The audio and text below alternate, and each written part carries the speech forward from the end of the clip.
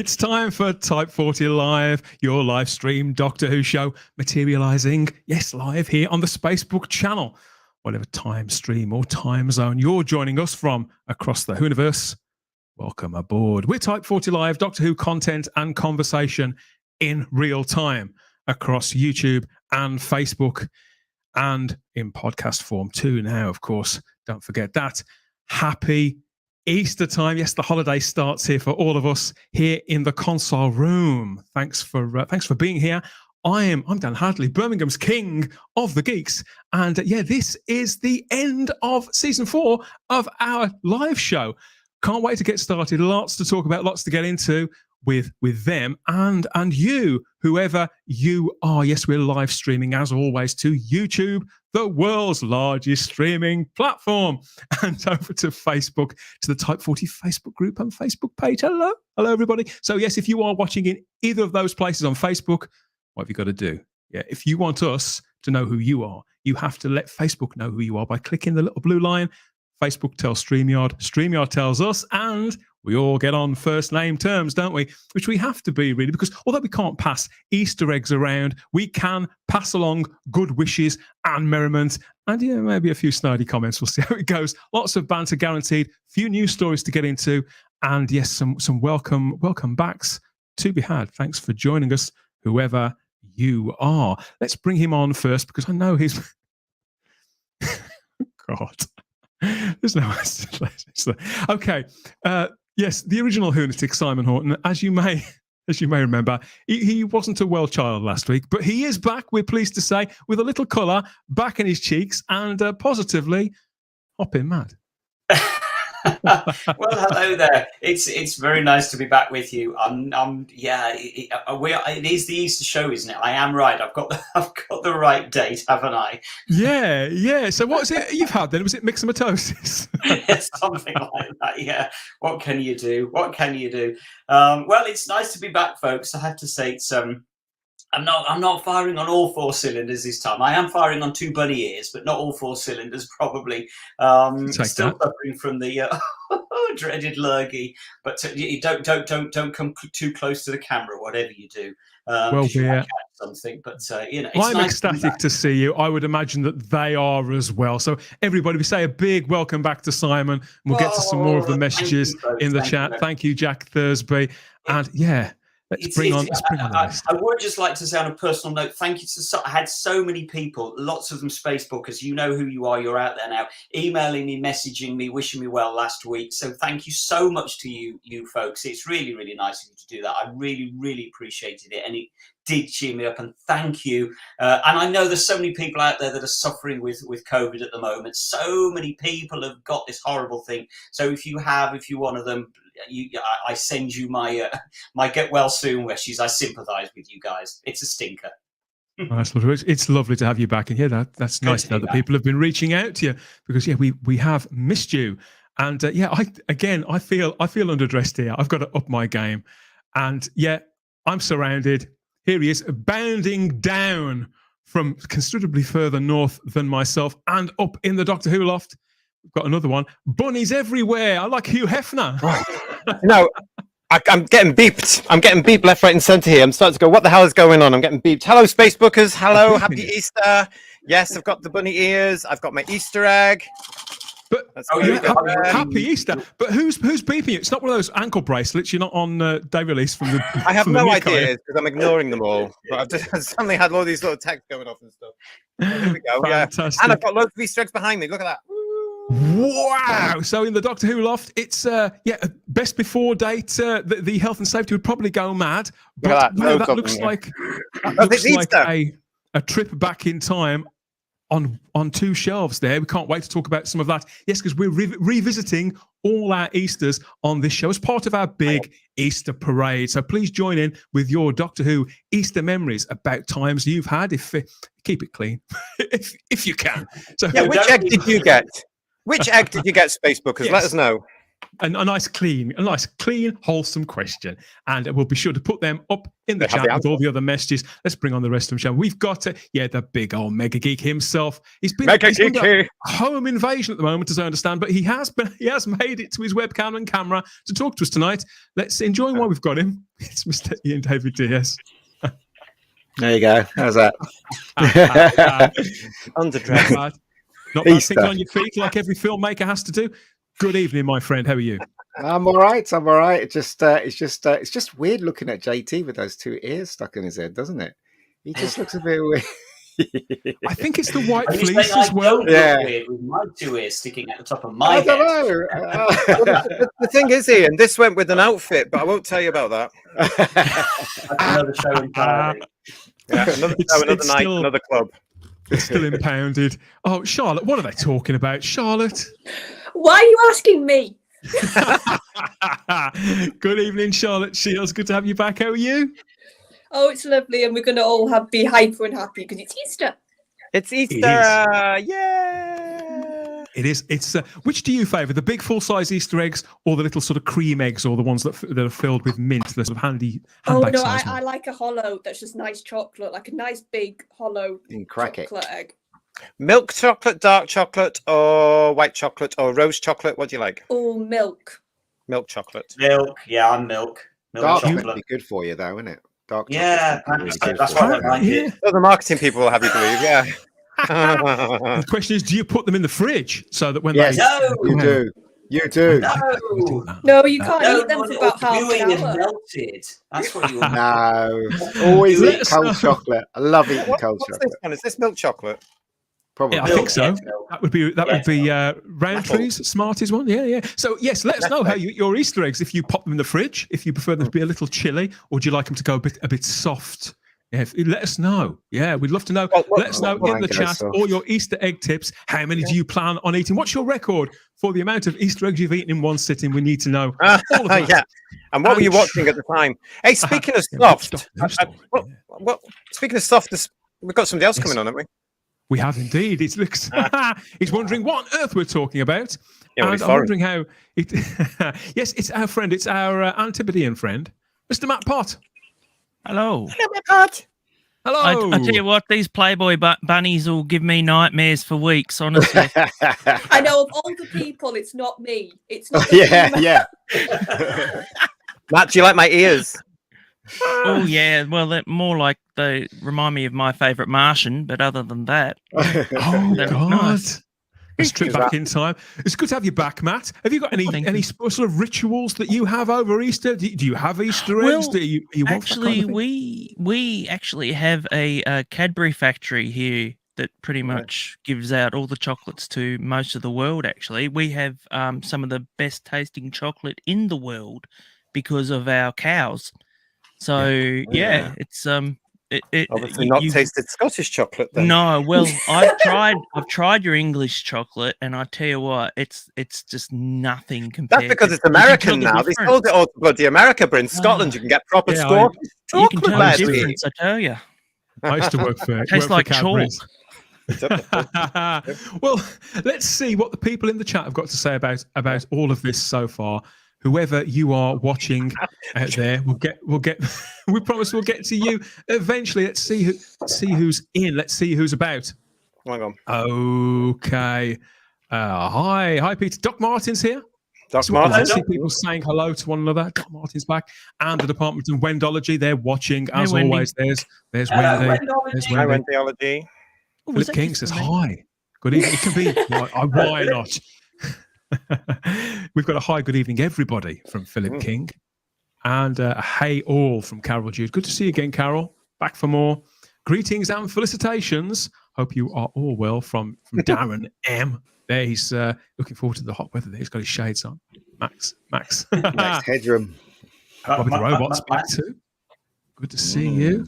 And Jack Thursby says, I blinked and it's Thursday again. I know they come around so quickly, don't they? What happens? We pop up in your browser again. All the notifications pop up, and oh dear, they all are again. Evening all, says the Mr. Brown. Alliance, evening all. Hello, chat, one and all from Our Mate Garbage. My garbage. And, Simon Ashley's back.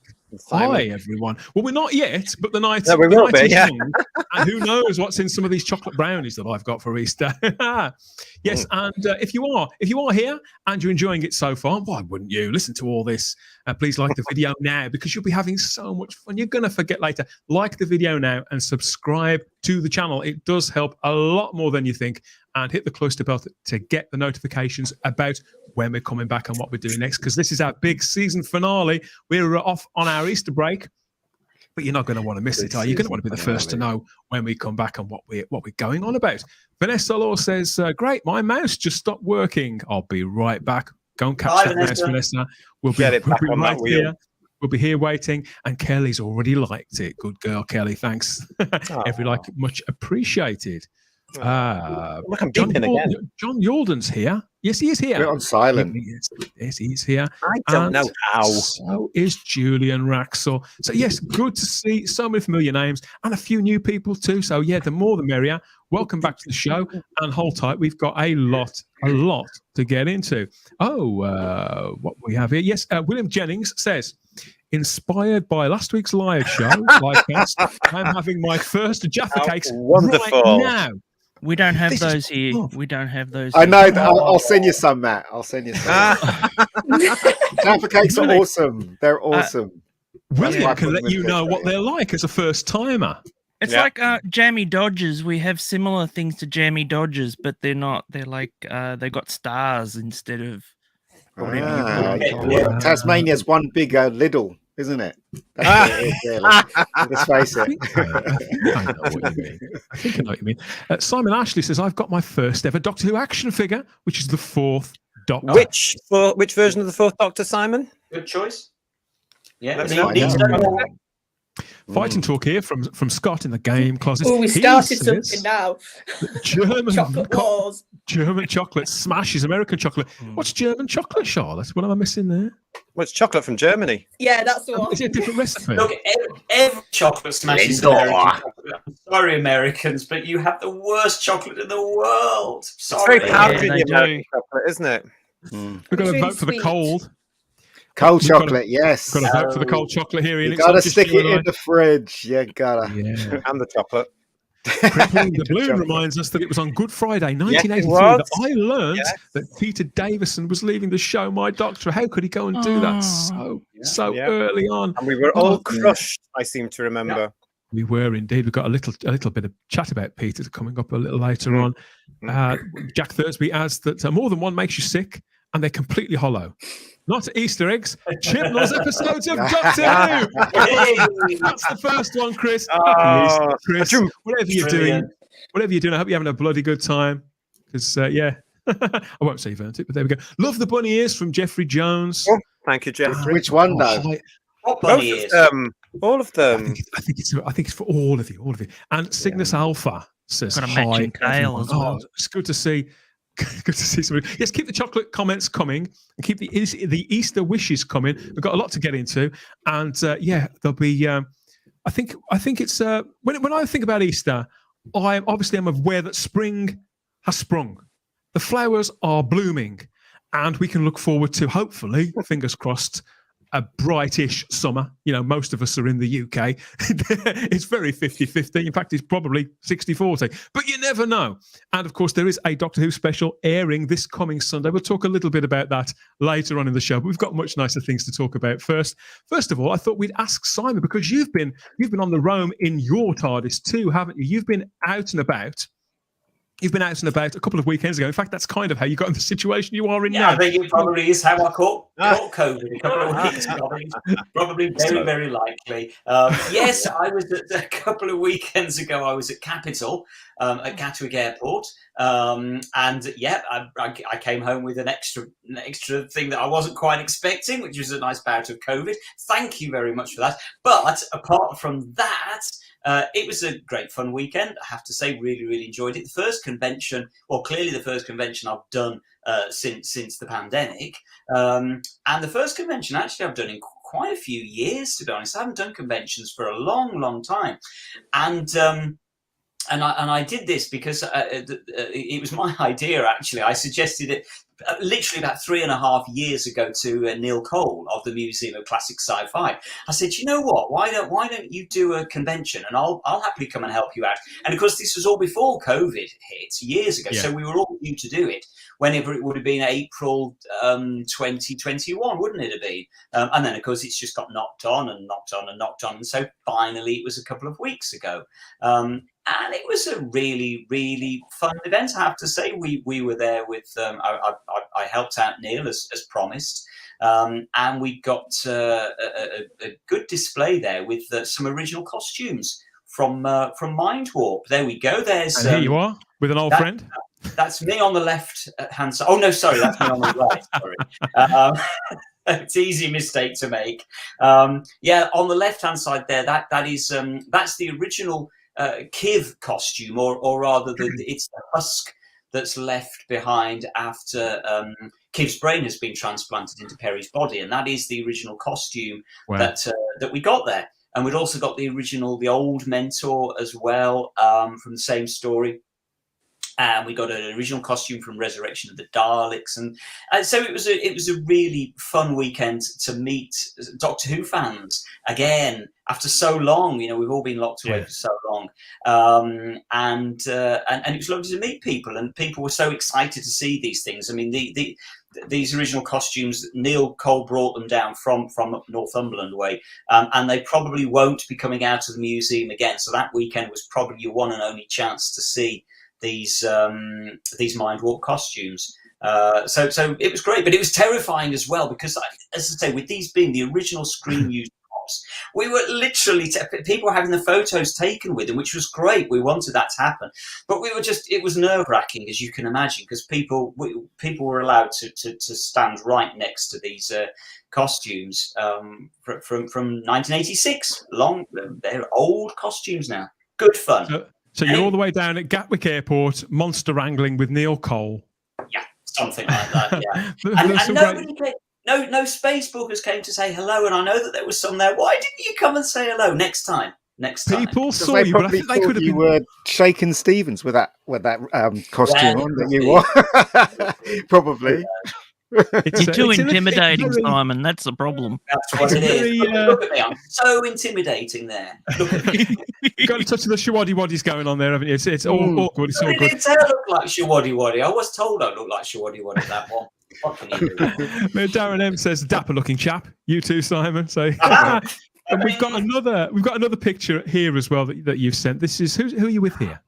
Oh, this was a real treat. This is Tasha Achilleos. Chris Achilleos' wife, bless her, and it was just absolutely wonderful to meet Tasha, because I had just sort of social media contact with her previously, and I was chatting to Colin Howard at the time. That's Colin Howard's stand that you can see just in the background there. Actually, I was chatting to Colin Howard and suddenly noticed that you can see the 5 Doctor prints there, and I said, to Colin, I said, why have you got Chris Achilleos prints on your table? And Tasha, who was standing right next to me, I didn't know, said, because they're mine. They're from Chris's. And so, as she was, honestly, Tasha is just one of the nicest people you could ever hope to meet. It literally made my weekend. It was a real thrill to meet her. She was adorable. And this is the print. She very kindly, she got 5 only of these from Chris's own private collection, literally from his desk. And she happily gave me one. And this is it. Bless her. Obviously, this is going to get printed. She'd seen our podcast, Dan. Obviously, she knew of the podcast. Sweet. She happily gave me one of the 5 remaining copies of this. You're in Gatwick? Framed up and go up. You were in Gatwick? Gatwick, yeah. You should have told me, because Gatwick's not far from me. I mean, by train, that is. Well, you could have come down and got COVID. Exactly. Could have done. Yeah, would have been great. We were fortunate enough, weren't we, Simon, to get to know Chris a little bit before he passed away, and to see Tasha there with his work, and it's nice. It's nice to see. Well, It was a real thrill because Tasha was there to collect an award on behalf of Chris. Chris was going to be given an award. I can't remember exactly what the award was. It was something like outstanding contribution to Doctor Who that the Doctor Who Appreciation Society were going to present to Chris in Capital in 2021. Had COVID not struck, so of course, bless him, Chris never got to receive the award. So Tasha was there to receive the award posthumously on his behalf, and she was just thrilled to see so many Doctor Who fans just praising Chris to high heaven, as we all were. And it was a real thrill to meet her. So that was my weekend a couple of weekends ago. Well, here's a couple more pictures. Well, these are from Robbie Dunlop. These are some of the other people, guys, who were also at the convention. So other Doctor Who names that were there. Well, names or faces, how should I word it? Yes, well, there's they Peter didn't Purvis, catch COVID, did they? Camille Kaduri, and Bonnie Langford. We have no idea. So they were all there. I saw a thing the other week. Someone's called Bonnie Langford Cilla Black. Yeah. And I was like, what? Yeah, seriously. It's like they think there's only one ginger-haired person in the entire country. Cilla Black's been dead for about 10 years as well. God bless her. But yeah, it's nice to see them. Did you get to see many people sort of milling around there, Simon? Yeah. I was. I chatted briefly to Camille. She said hello. I said, you don't know who I am, but hello anyway. And so she was really, really sweet. And it was great because they got, for the first time ever, they got the two Susans up on stage. They've got Roberta Tovey there and Carol Ann Ford. And so for the first time ever, first time ever. Wow. They got to appear together on stage, so it was good. And Peter Purvis was there. He's always good value. So it was just really nice to see people. Carol Ann Ford got also given an award for outstanding contribution to Doctor Who, quite rightly so, and was very moved by it. She wasn't expecting to get it, so she was very moved. And did anyone video it or something? They were videoing it. I don't know. To DWOS release? Oh dear, my ears are falling off. Sometimes they do, don't they, JT? Sometimes they put out promo videos. Somebody like video it with their phone and put it on YouTube or something. You know, would be nice to see it. Yeah, they probably are. I know there's various photos certainly gone up on Facebook by from DWOS. So the stuff is out there.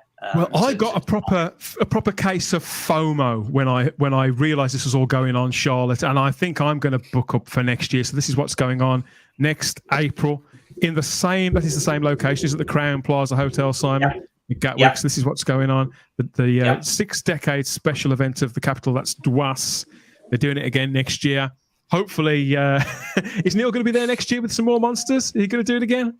Who knows? Don't know. Maybe Type 40. Who can say? I think it's a possibility. Get us there. Yeah. We're going to have to look into that. I don't think the DWOS would like us. Probably not. To be honest, because we talk common sense and we talk a lot of truth.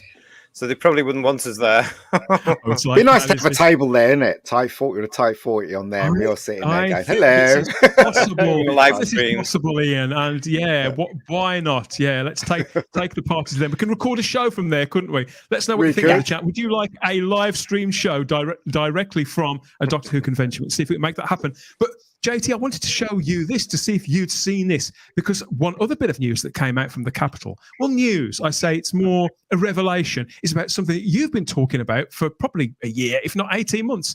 And we got to look at these. What are these? Well, actually, that's very interesting because they are part of original concepts for the Blu-ray releases. I have to say, I've seen a different version as well, so I don't know if they've been released, but that I've seen that one, and these were the ones that were scrapped, obviously, and they went ahead with the ones you know and love now. So these are the Blu-ray sets that we're all familiar with now. The limited editions that used to go out. They used to run out of stock really, really quickly, didn't they, when they first started to trickle out? And they've all got much larger pictures of each Doctor in the dead center, obviously with the logo running across the bottom now, and the logo that's now in use across the brand that came in 2018. And this was the original idea envisaged 11 years ago, because you had said, JT, that you'd seen some of these designs, but this wasn't exactly what you'd seen. And I'd seen those before, but I've also seen a different one which included an idea for having the title sequences on the side, on the spines, which wouldn't have worked. I think they would have realised at some point that wouldn't have worked because you wouldn't have been able to get the Colin Baker or the McCoy years done in a truncated form. But there was another version around as well, which I don't think anybody's ever seen since. So, yeah, but that was what could have been. And there you can see the Pertwee McGann logo, which I still think works. It looks a lot better. The No 2 It does. It does. The legacy branding, Charlotte, you can't beat it, can you? Well, it's just so more. It's so much more noticeable as well. It's like that current one just fades into the background, whilst that's like in your face Doctor Who, like it should be. I think on these sort of. It makes covers. more sense to have the classic logo. That's the silly thing. It's like Yeah. Yeah, also, because the it's the old design's series, quite good, proper quite series. solid, isn't it? The design's quite solid, unlike the new one, which is quite thin and scrawny. You know, but this I love this logo. It's really so cool. evocative, isn't it, Ian? Yeah. I can understand why they went for the look that they have now with the Doctor and various elements of the sequence around, because they actually stand out when you see them in HMV or wherever.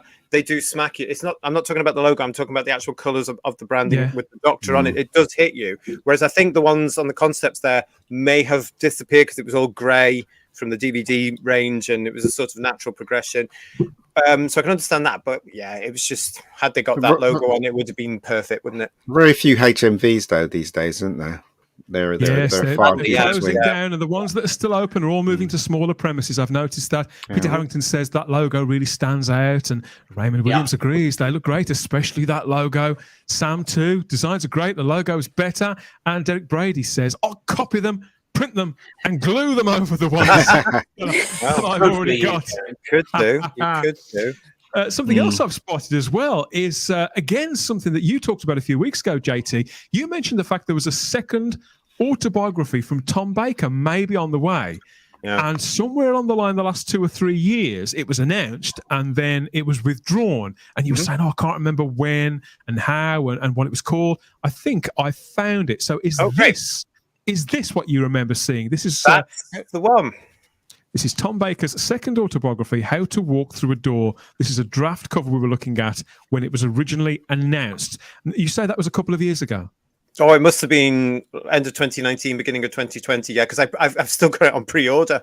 So I wonder why it's not happened. Do you think it could maybe because there was perhaps a book tour attached, and obviously during COVID they couldn't do something like that? I doubt that Tom would do a book tour now. Anyway, I think he'd do one possible launch because he's. I don't even know if he's. Yeah. Well, anyway, he might do a little. I can't see him doing a tour now at his age, no disrespect. He might be able to do something online now. There's ways and means of marketing new material now. He could do something online, a question and answer session online. I think it's possibly because everything's been hit hard, as we know, because of the effects of 2020. He may not have finished the book. He has been extremely busy with other work, I hear, apparently. So, he might just still be working on it. Who knows? Who knows? Absolutely brilliant. But Tom, if you're going to finish it, there's a market there. We are looking forward to this new volume. So if you're going to finish it, slap it on us, kid. Garbage says, Matt, you look like a ninja behind your mic. It does, doesn't he? Oh, you're right. Teenage ninja mutant turtley one from Australia. The look would be complete with night vision goggles, I think. That's what you're missing. Yeah. Yeah. Okay. We have Peter Harrington says fans would buy this up without a tour. I would snap it up. I think they probably would. Yeah, but it's the publishing industry works, isn't it? Absolutely. And Tom, we're happy to launch it for you here on this show. Get in touch. I think he's watching now. He almost certainly is. He'll be watching on catch up. He's probably tucked up in bed now, but he'll be catching up tomorrow, like everybody should. Of course, or catching up over the weekend. Please like the video, Tom, if you've got a couple of minutes. Like the video, subscribe to the channel so you get all the notifications. He knows we love him. As well, he does. I think we've got the message through. He knows we have that special live stream for him. I know that much. Ada McGear says we had an HMV Extravision store in Omar that went bankrupt or something many years ago. Loved going there after school with my friends to play on the Xbox One that was on display. He's talking about what you were mentioning there, Ian. I think the physical media stores, they are disappearing or transforming. They got one in Westfield in London. They got still there? They still got one. Yeah, it's still there. It's still there. Yeah. We've got Terry on Tuesday. Terry Cooper, the mighty Terry Cooper, the master of masters, says, the usual suspects. Evening all. Good to see you, Terry. Glad you're there. Yeah. And we've got a couple of sad goodbyes this week. I think we can't really let the stream go without mentioning these. This is Jeremy Young, and Jeremy passed away this week. He was he played Doctor Who's very first villain, I suppose you could say. He was Cal in An Unearthly Child back in 1963. And then he returned to the series a short while later. He played a character called Gordon Lowry in Mission to the Unknown. And more surprisingly, from between 1961 and 1976, he was married to the Rani herself, Miss Kate O'Mara. Yeah, Jeremy Young passed away this week at the he survived. He passed away at the age of 87. Wow. And he had other roles in shows like Space 1999, Ian, and The Bill, Taggart, EastEnders, Tripods, Coronation Street, The New Avengers. Yeah. Massive career stretching back to the 50s. But yeah, he was the caveman. Actor. Was he the caveman from the cliffhanger of the very first episode, Matt, who sort of stands there staring at the TARDIS? I think he was it? Yeah, maybe. Yeah, he was. Yes, he was. I was getting them mixed up. Which one was which? Yeah, from the very end of the first episode. Yeah, he was. Yeah, so it's I'm pretty dead certain that was him. Obviously, by the sounds of it, Simon, he had a long career, happy life. He was married to Kate O'Mara, and she was hot. She was hot back in those days. And this integral contribution to that very first Doctor Who story. Obviously, he'd had a long life.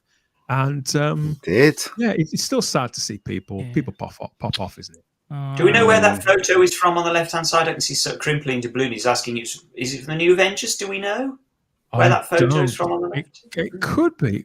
I don't know. No, I don't know where that's from. Isn't it? He's very, very. He's one of those actors where you often don't recognise him because everything you see him in, he looks different.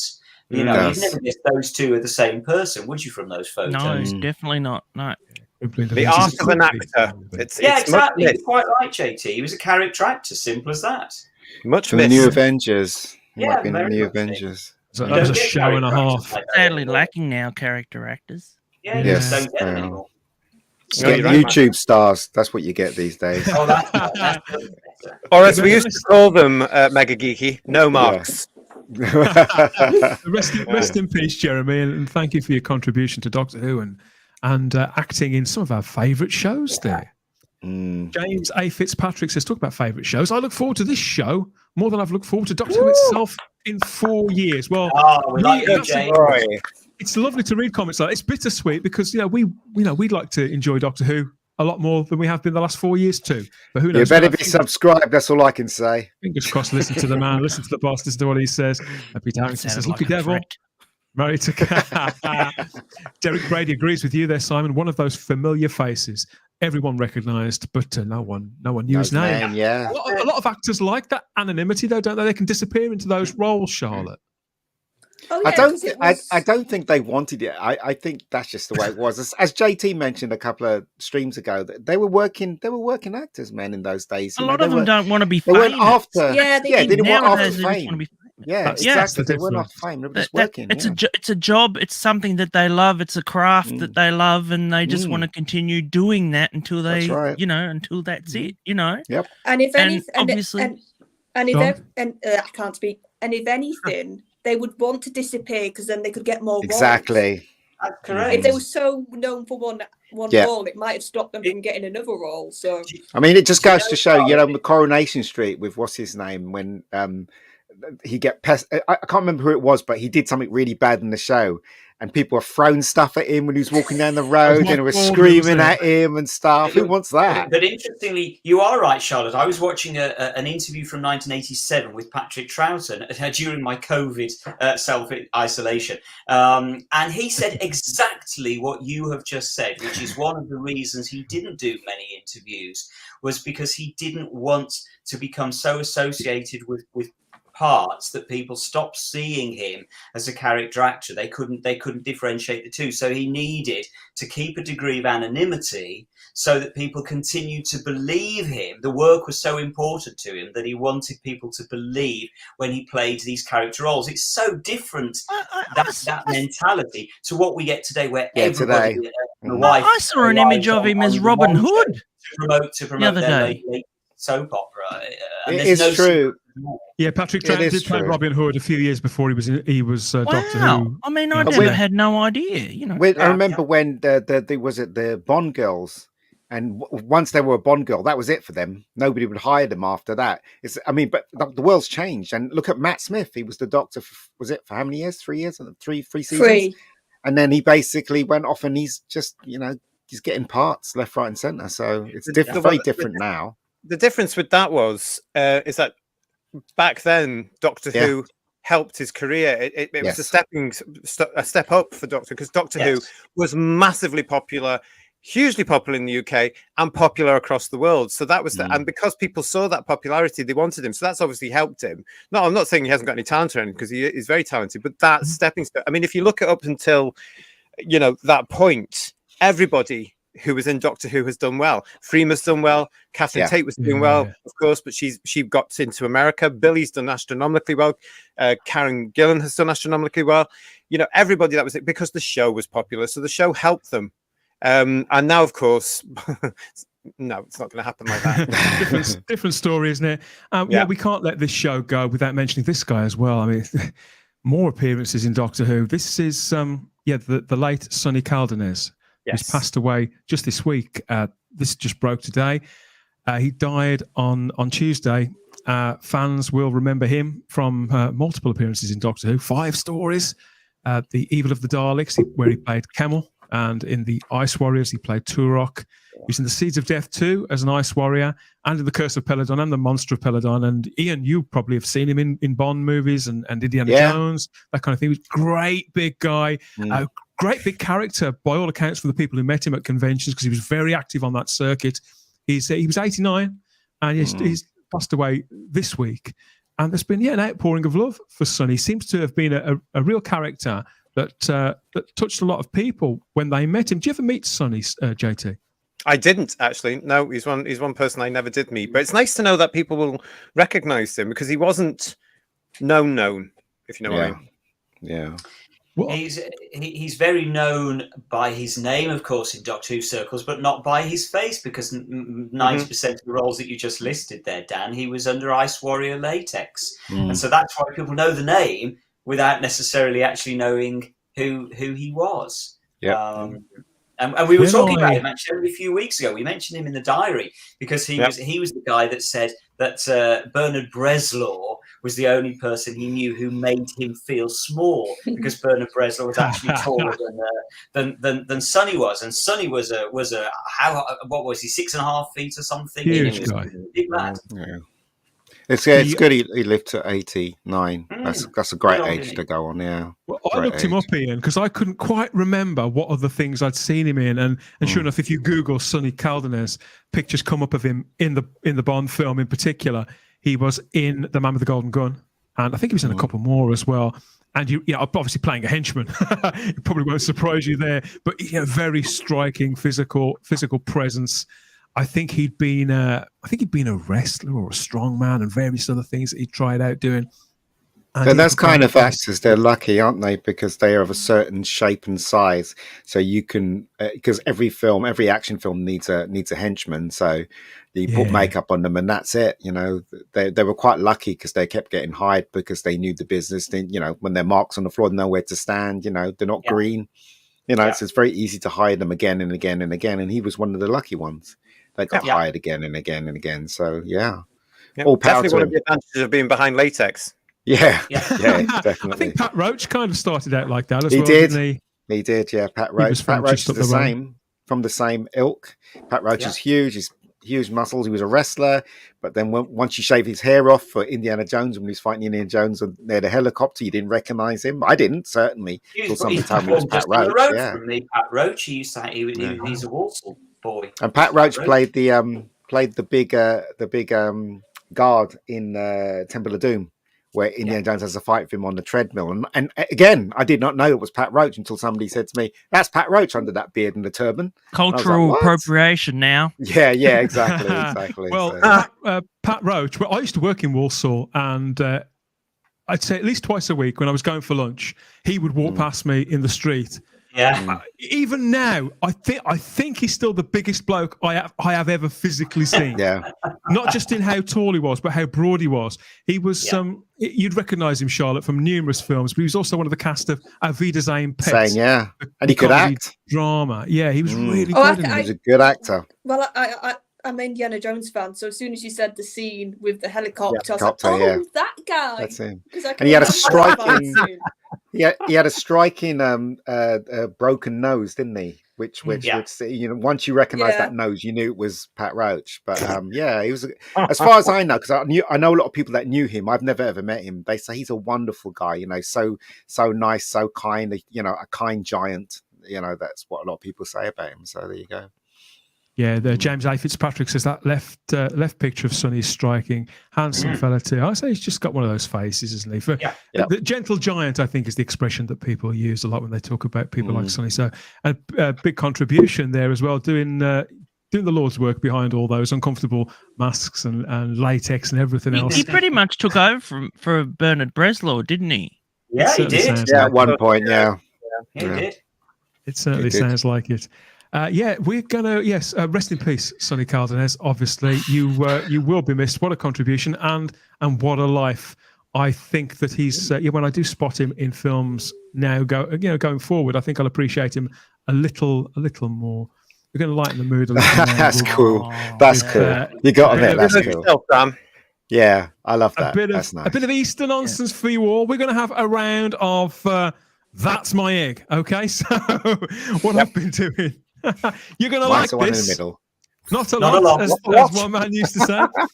It's time for some cracking Easter silliness. I've been hunting for Doctor Who eggs of all sorts of varieties, but specifically those seen on screen to test your powers of memory of nearly 60 years worth of Doctor Who. So I'd like you guys to identify. Now, I've only got 4 of these, and there's 5 of you. So I've got these to test your memory. I'd like you to tell me, if you can, which story did these eggs appear in? So here's the first one.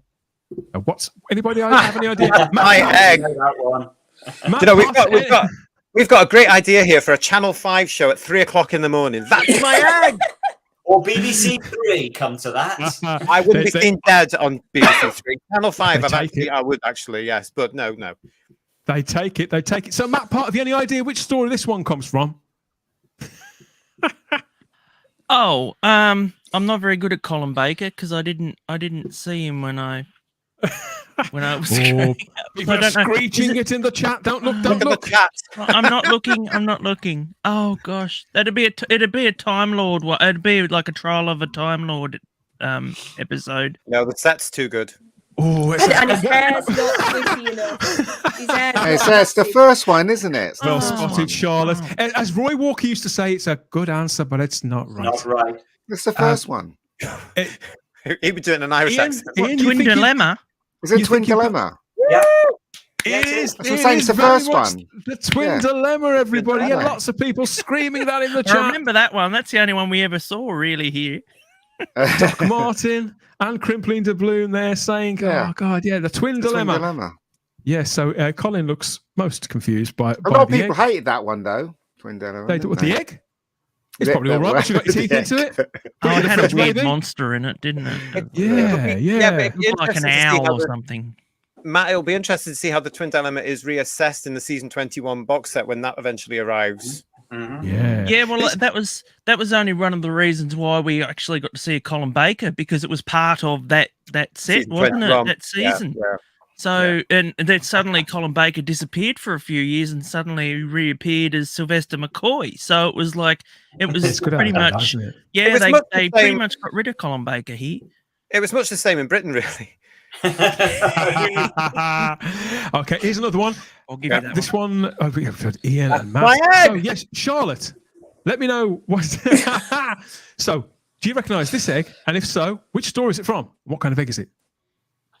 How come I get one without even a doctor in it? You know, but you know that one. You haven't seen the rest of the pictures yet. No, it's Kill the Moon, isn't God. it? Hang on. Yes. The moon, Ian, yeah, kill the moon. Ian, let the woman speak.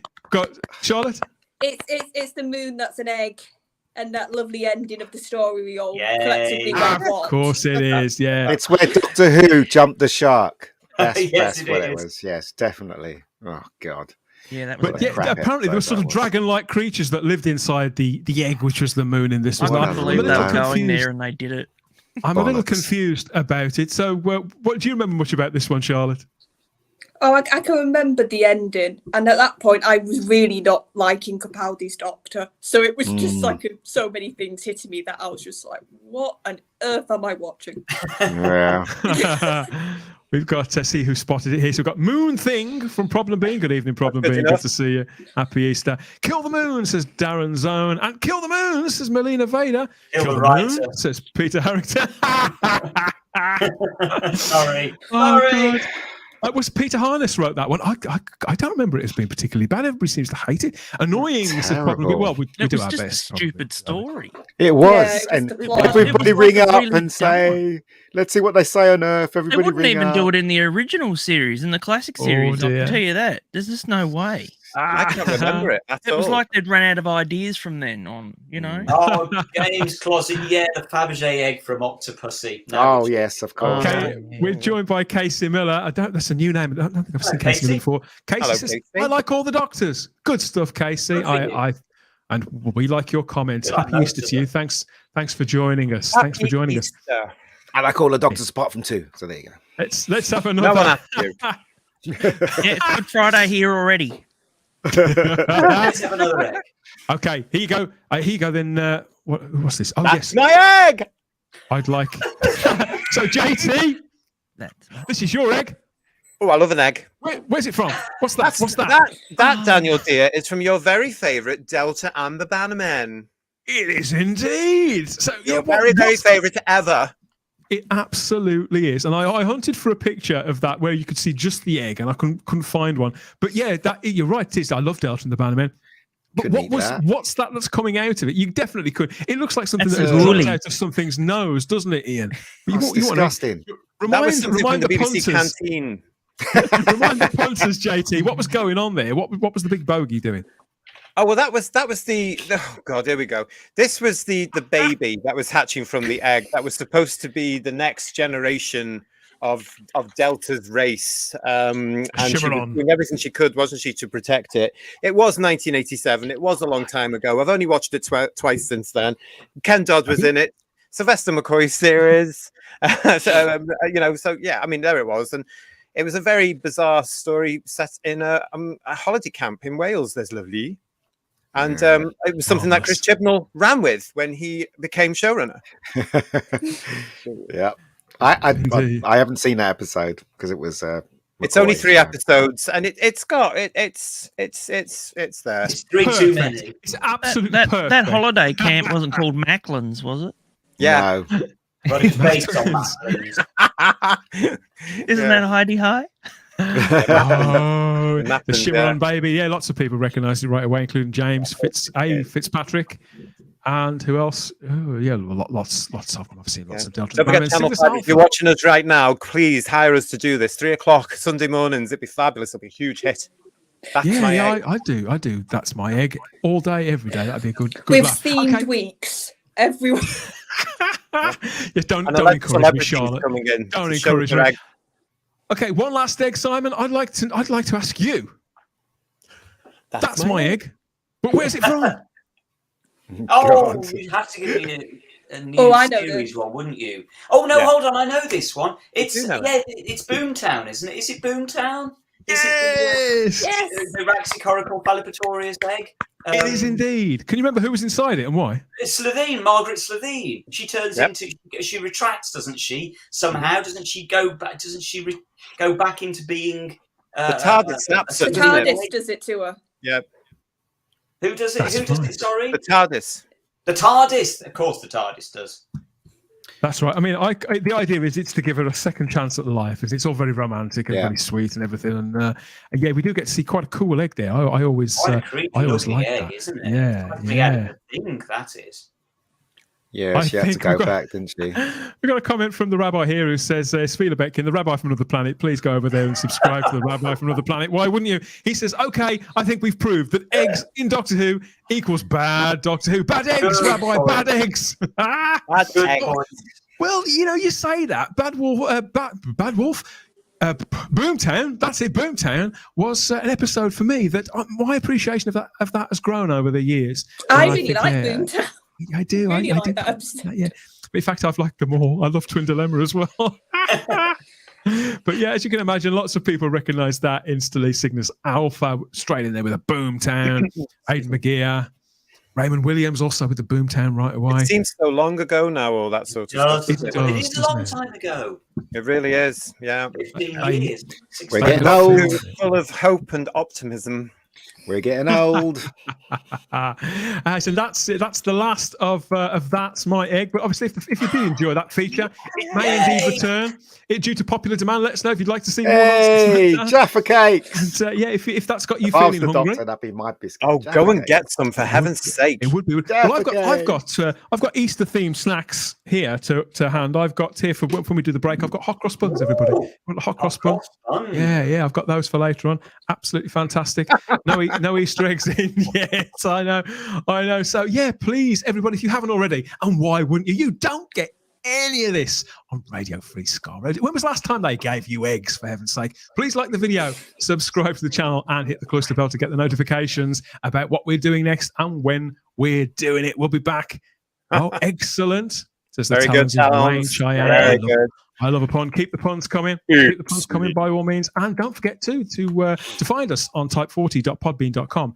That's where you can find all of our podcasts and the live streams in audio form directly for your ears. So that's episode 100 of Type 40, a Doctor Who podcast. We dropped that a couple of weeks ago with our special guest, Ian McLachlan.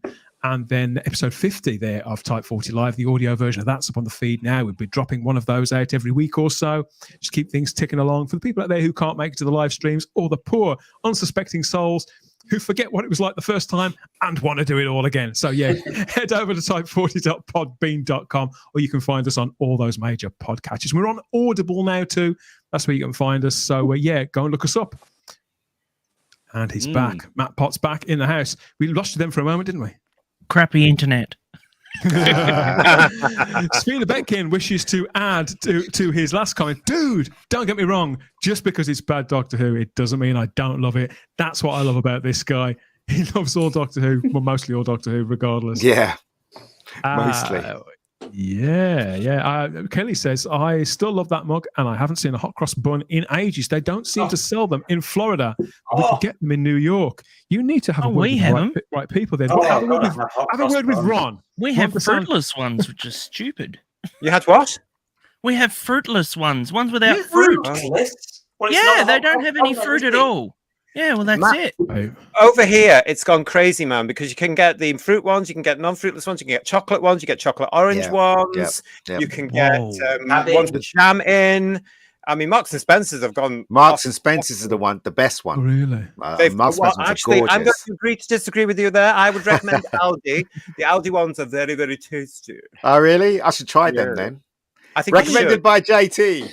It's not, we're not affiliated with that at all. We just we've given you a plug. Marks and Spencer, we've given you a plug. Standard stuff. Thank you. Yeah. I mean, obviously, Easter isn't just about hot cross buns and chocolate eggs. You know, it's it's a time for family, a time for reflection, and a time for thinking back to somebody who sacrificed a lot, didn't they? You know, so that we may live on, and we remember them every year. Of course, we do. Keeping the faith there. He doesn't look happy. Oh, that did make me laugh. He's probably thinking of what to tell Alec Guinness about how to act. That's probably what he's doing. Yoda's probably going, who the hell is he? Yoda. Yeah, and Alec Guinness is just looking above him, so he doesn't actually have to look at him in the face. There's one puppet there, and it's not Yoda. I was just thinking how if Eric Sayward could do a special edition of this, maybe he'd put the way that George Lucas used to. Maybe he'd put the gold star back on Adric's tunic there. Yeah, I think he probably would. CGI is in. Good stuff. Okay, I think what we should do is to away ourselves now to the shores of nostalgia. Simon, what do you think? Okay. Because the time to go to the loo, everybody. Anything you want to do now, you can do it and come back. You go off, people. clear your throat and guard your tongue, my friend. Because yes, Simon Horton is back, and he brings with him that leather-bound volume that we know as the Doctor Who Diary. So yes, snuggle yourselves down in a cozy chair, get a hot cross bun on the go, maybe, and a nice drink of something. Yeah, I want one now. Actually, you've mentioned it. Come back in 15 minutes. And see what's going on.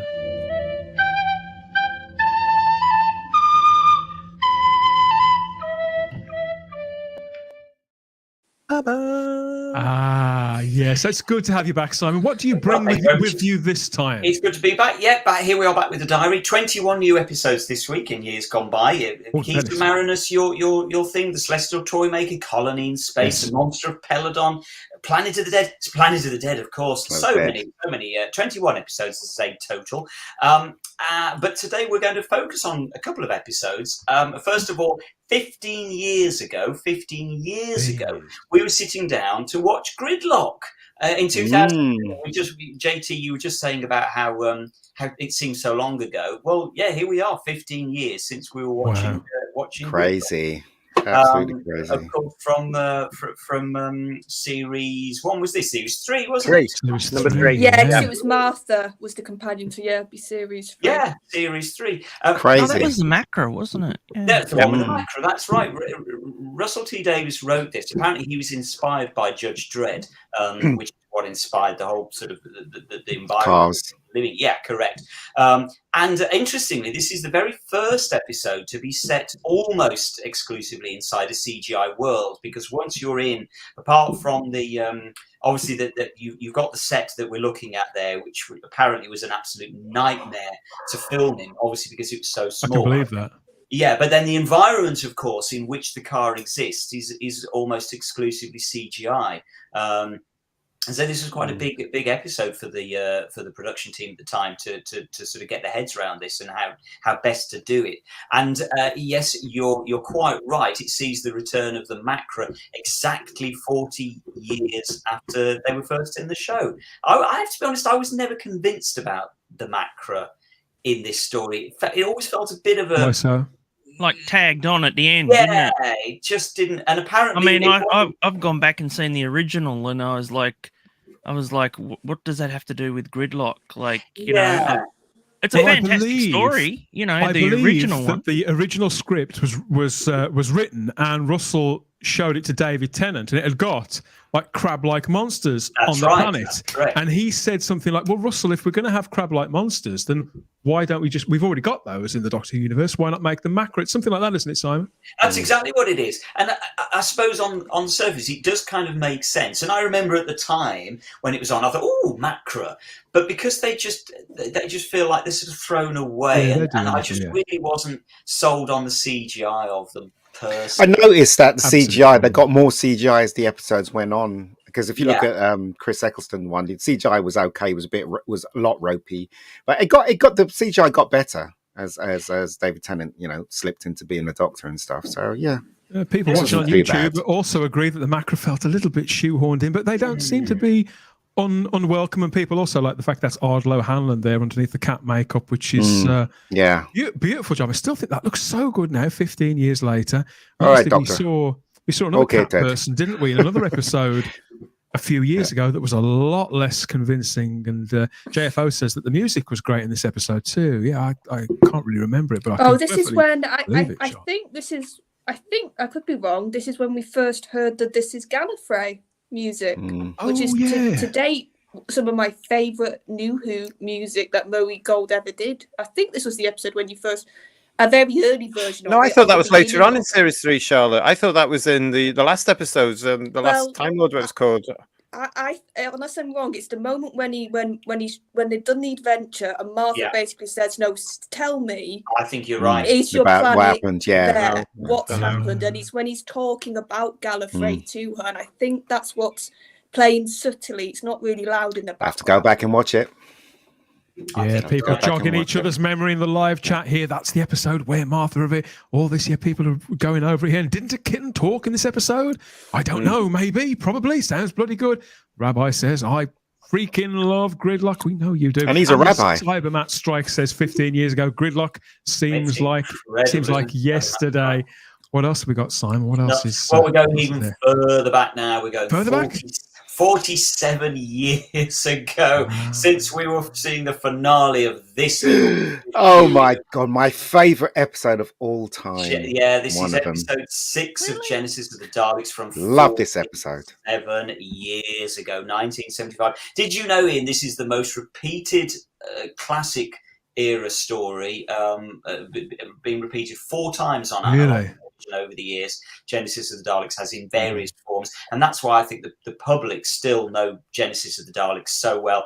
It was voted in 1998. Doctor Who magazine readers voted it as the best story for in various polls. It's dipped in and out as sometimes frequently it comes up as the best. It's because of that scene, Simon, isn't it? It's because of that very scene that you brought up there. Yeah. Because of that. That's why everybody remembers it. It's that moment.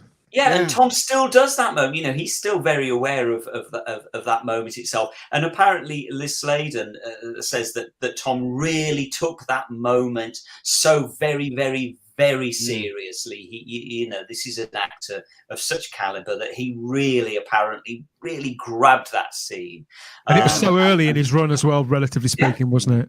To bring that amount of drama and weight to a scene like that, where he's just literally just holding two. It's probably on quite a tiny set, just holding 2 wires, and it's all in his head. Sorry, Matt. No, well, I was going to say, if they'd have made a 3rd movie, I reckon it would have been based on this story. Yeah, should have been. With one with Peter Cushing, you know. But the idea that he has the power to destroy his arch enemy, and obviously, going, we'll do it. How could you question it and stuff like that? It's a really good scene. It's one of the defining moments of Doctor Who, I think, Ian. Yeah, it is. Oh, it undoubtedly is. And what's interesting is again, going back to Russell T Davies, he saw it exactly the same way, and he still claims that this was the very first act of the Time War. In effect, the Time Lords struck first because they tried to wipe out the Daleks before they'd even existed. And so that's why Russell T Davies claims that's where the Time War came from. For a lot of us, this is the first time we'd ever seen the inside of a Dalek. Yeah, it's true as well, Matt. That's true. It's it's an incredible episode. We know you have been making your way through the Tom stuff, Charlotte. Have you got round to Genesis yet? Oh, yeah, no, I've seen Genesis, and the thing that always takes me in this moment is Sarah. That she's so sure. She's like, no, you have to kill them. Yeah. And Sarah's usually so anti-using force, especially this early on. And to see her basically be the stronger voice in that sense, and to have the Doctor be the unsure one, I always find that fascinating to watch. It's a reversal of the situation that the Doctor's in with Donna in The Runaway Bride. And she says, doesn't she? He says, do I have the right? And she says, you can't doubt it. She's so firm about that. Well, it's not just that because she says they're Daleks, and she's very like they're but it just goes to show the Doctor appreciates life, all forms of life. Do you know what I mean? And if there's a chance to save a life, then No, it's nothing to do with that, Ian. What he's frightened of is becoming like the Daleks. If he committed genocide, that too. Yep. Yeah. No, but that's what if he committed genocide, he would be exactly the same as a Dalek. And I think that's what the Dalek said to Chris Eccleston's Doctor, didn't he? As well in Dalek, didn't he? You'd make a good Dalek. I suppose it's on a similar. Well, they've said it a few times in the new run, because I think Capaldi got told that a few times as well. Yeah, but that's because we can't think of anything original in the reboot. I tell you what, there's a few people in our chat who have no qualms at all. Vanessa Law says I would have killed them, no problem. We've got zero tolerance here on the old Daleks here from some of our viewers. It's such a fantastic flowing story for me, Genesis, and people just seem to be united in love for this moment. That story. Even people I know that don't like Doctor Who remembers this episode.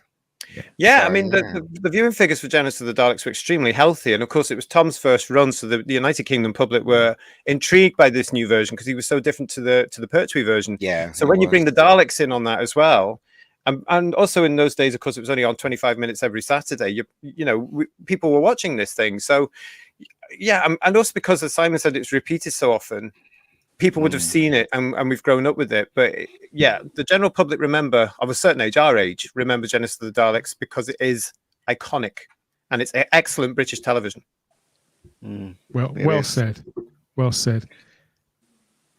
We've got. Hold on a second. There's two Simons. two. What's going on there? What was going on there? It was from another time and space. One with bunny ears and one without. You're having Matt. Sorry about that. I'm hoping I'm back. Can you hear me again? Am I back? We can hear you now, my friend. We can hear you. So what else have we got in the diary? Right. Moving on, we're going to move on to birthdays now because there's a very, very special birthday boy today who is 64 years old this very day, and that will be our very own Peter Capaldi. Hooray! The Doctor. Happy The birthday latest, to the greatest. Peter Capaldi. Yes, 64 today. Now, the fun thing with Peter is that he was 55 at the time of his casting and recording of his first scenes, which is exactly the same age as William Hartnell was when he took over the role, which is rather spooky, really. And of course, I like the fact that then Capaldi echoed that in the live show when his casting was announced. He came on, of course, clutching the lapels in true William Hartnell style, which is yes. That's when he got me. That's when he got me. He was exactly the same age as Billy Hartnell, which I think is just lovely that he did that. And the chat is buzzing with love for Peter Capaldi here. When he did that, I instantly fell in love with him because I knew he got it. We all did, Matt. You're quite right. It was a lovely moment. I still personally maintain that Peter Capaldi is the best actor, the most accomplished actor that has ever taken on the role. I think he was very hard done by from some of his scripts personally, but I think he was the best actor. The thing that blew me away that I've seen and everybody's going to have their favourite Peter Capaldi acting experience. My favourite one was when he played Charles I in I think it was a 3 or 4 part Channel 4 drama called The Devil's Whore in 2008, and he's literally electrifying. Whenever he's on screen, you cannot take your eyes away from him. I think he's a blisteringly good actor. Did you know he'd won an Oscar, by the way? For sure. For directing, wasn't it, Simon? Yeah, directing and writing a short film called Franz Kafka's It's a Wonderful Life in 1993, which starred, get this, Barry Letts' son, Crispin Letts. Really? Yeah. So, because I think, but at this point, bear in mind that Peter Capaldi had struck up a good relationship with Letts because he'd been writing to the production team since the 70s. He'd been writing to Barry Letts, and Barry Letts had struck up a good relationship with him and introduced him to Terence Dix and John Pertwee. And Peter Capaldi later sort of cited this incident as formative to his career as a professional actor. And so we've kind of got all of that to thank for the fact that ultimately Peter Capaldi ended up in the role that he was literally, I would say, born to play, which was the Doctor. He should have done it. Sean would be good as the Doctor as well. I still to this day have not seen his final episode as the Doctor. Don't bother. Refuse. I refuse because I don't want him to end. You know, he's still out there in your mind. Yeah, I can see. Yeah, he's still the latest Doctor. He's the last one that really made any sort of real impact, who grew with the part, who had the weight to bring the character to life. Not only that, he's, by all accounts, I've never met the man, but wherever you go, whoever you speak to, this guy, just everybody loves him. Look, it was standing room only when he came for a convention, and it was only after he'd left. He'd literally just left the role, and it was standing room only. It was just packed to I've never seen so many people there to see Peter Capaldi. And I never got to meet him, but oh my God, just to see him in the flesh was was just an amazing experience I'll never ever forget. You know, I think he's possibly, arguably, the actor who's taken the role most seriously. And boy, we've had some actors that have taken the role seriously, but I think possibly, arguably, he was the one that really, really took it to heart. I think he he understood it. He understood exactly what he was taking on, what he could it. do with it. And just, I think he would have probably ran with it harder, given the chance. I think, look with David hindsight- Tennant was a huge fan as well, wasn't he? Yeah, Tennant it's before he honestly took a it. crime. I get the impression that Tennant was a little intimidated by the part at first. I Yeah, don't think he was. Capaldi was. Have you got anything you'd like to say about Peter Capaldi, Charlotte? Because obviously, Well, it was a bit odd in the fact that the first thing I saw him in was in The Musketeers on the BBC, where he played the villain. He was the Cardinal in the first series, and obviously he got Doctor Who, so he got booted off that show. So the only thing I'd seen him acting was a villain. So when I saw him as a doctor, I was like, oh, okay, this is going to get a bit for me to get used to. I hadn't seen him in very much at all, just a couple of things here and there. I mean, I had seen him in things, but not clocked him in things. Films like The Lair of the White Worm, JT. Yeah. And Yeah. The Vicar of Dibley, remember when he was in that? Yeah. I think Do you Charlotte, remember- if you were surprised by his performance in The Three Musketeers, which he left, he wasn't booted off. Let's just clarify that he left. Oh, sorry, I meant because you could tell Doctor Who came along. Yeah, so he he went may on have been for that. booted off other certain projects, but he wasn't booted off that one. But you would be shocked by his performance as a certain politician. Oh yeah. Oh, I've seen clips. Civil Tapper. servant, rather. But you know, he was in the film with before he became the Doctor officially. He was in the film with Brad Pitt, and he was in the World War credits, Z. he was the Doctor. He was credited as the Doctor, wasn't he? Crazy. Yeah. Obviously. And of course, he was in Torchwood as well before he did Doctor Who. He was in Torchwood. And Doctor Who. Brilliant. He was in Doctor Who Brilliant. before he became the Doctor, wasn't he? Yeah, as well. yeah. So. And he's knockout in Torchwood. Well, we've got an offer here from Melina Vader, who says, Peter, come to Puerto Rico. I'll be your personal tour guide. She won't let you go, Peter. She will not let you go, mate. have you seen Misery? Yeah, exactly. We've got two doctors' birthdays this week, though, haven't we, Simon? We haven't. It's another Peter. It's also Peter Davison's birthday this week. In fact, he was 71 yesterday, our very own Wow. Peter. He looks good for 71. And Let's interestingly, we've gone from Peter Capaldi, who was one of the oldest actors at the time to take on the role of the Doctor, to at the time the very youngest actor to take on the role, because at 29 at the time that he took on the role in the early 80s, he was the youngest actor to do the role at that point.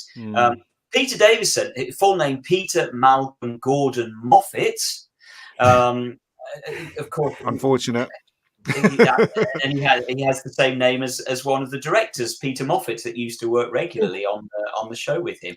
Born in London, studied at Central School of Speech and Drama, and his first television role was his first major role anyway. It was in A Man for Emily, the Tomorrow People episode from 1975, in which he appeared with Sandra Dickinson, who obviously he then married 3 years later in the year that he was in All Creatures Great and Small, and of course that was what made his name. And I haven't mentioned this before, but if you've never seen A Man for Emily, be prepared. You get a lot of Peter Davison running around in nothing but a pair of lycra, silver lycra disco shorts. It's an eye-opening episode. That's all I will say about it. When a friend of mine told me he played the pig in Hitchhiker's Guide to the did. Galaxy, I just That's didn't believe him. Yeah. The dish I was like, of no the day. way. Yeah, the dish of the day in 1981. And the reason that the producers put him in that was because they thought it was going to be funny for somebody who was famous at the time for playing a vet to play a cow. And of course, it also had that wonderful Doctor Who connection because it wasn't.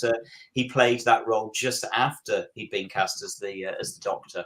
I mean, Peter Davison, absolute legend. He's as legendary as Love Peter the guy. Capaldi, isn't he? He's my Doctor, and I love this new picture of him. This was a Big Mine Finish too. release. This is him recording the second of these box sets. I think this one's out in September.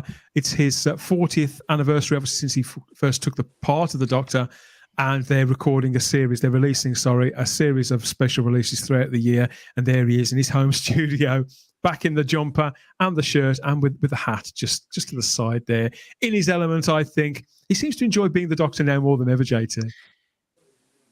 Does he? I wouldn't know because I don't listen to the CDs. Well, I mean, generally when he's at cons, I mean, we saw him last week teasing David Tennant. He seems to have embraced I've noticed the difference too. Even though he is this mainstay that we spoke about, he seems to have embraced the fact that he is the Doctor for so many people, and that needn't necessarily be a bad thing to be kind of sharing the role, because people loved him for what he did with it.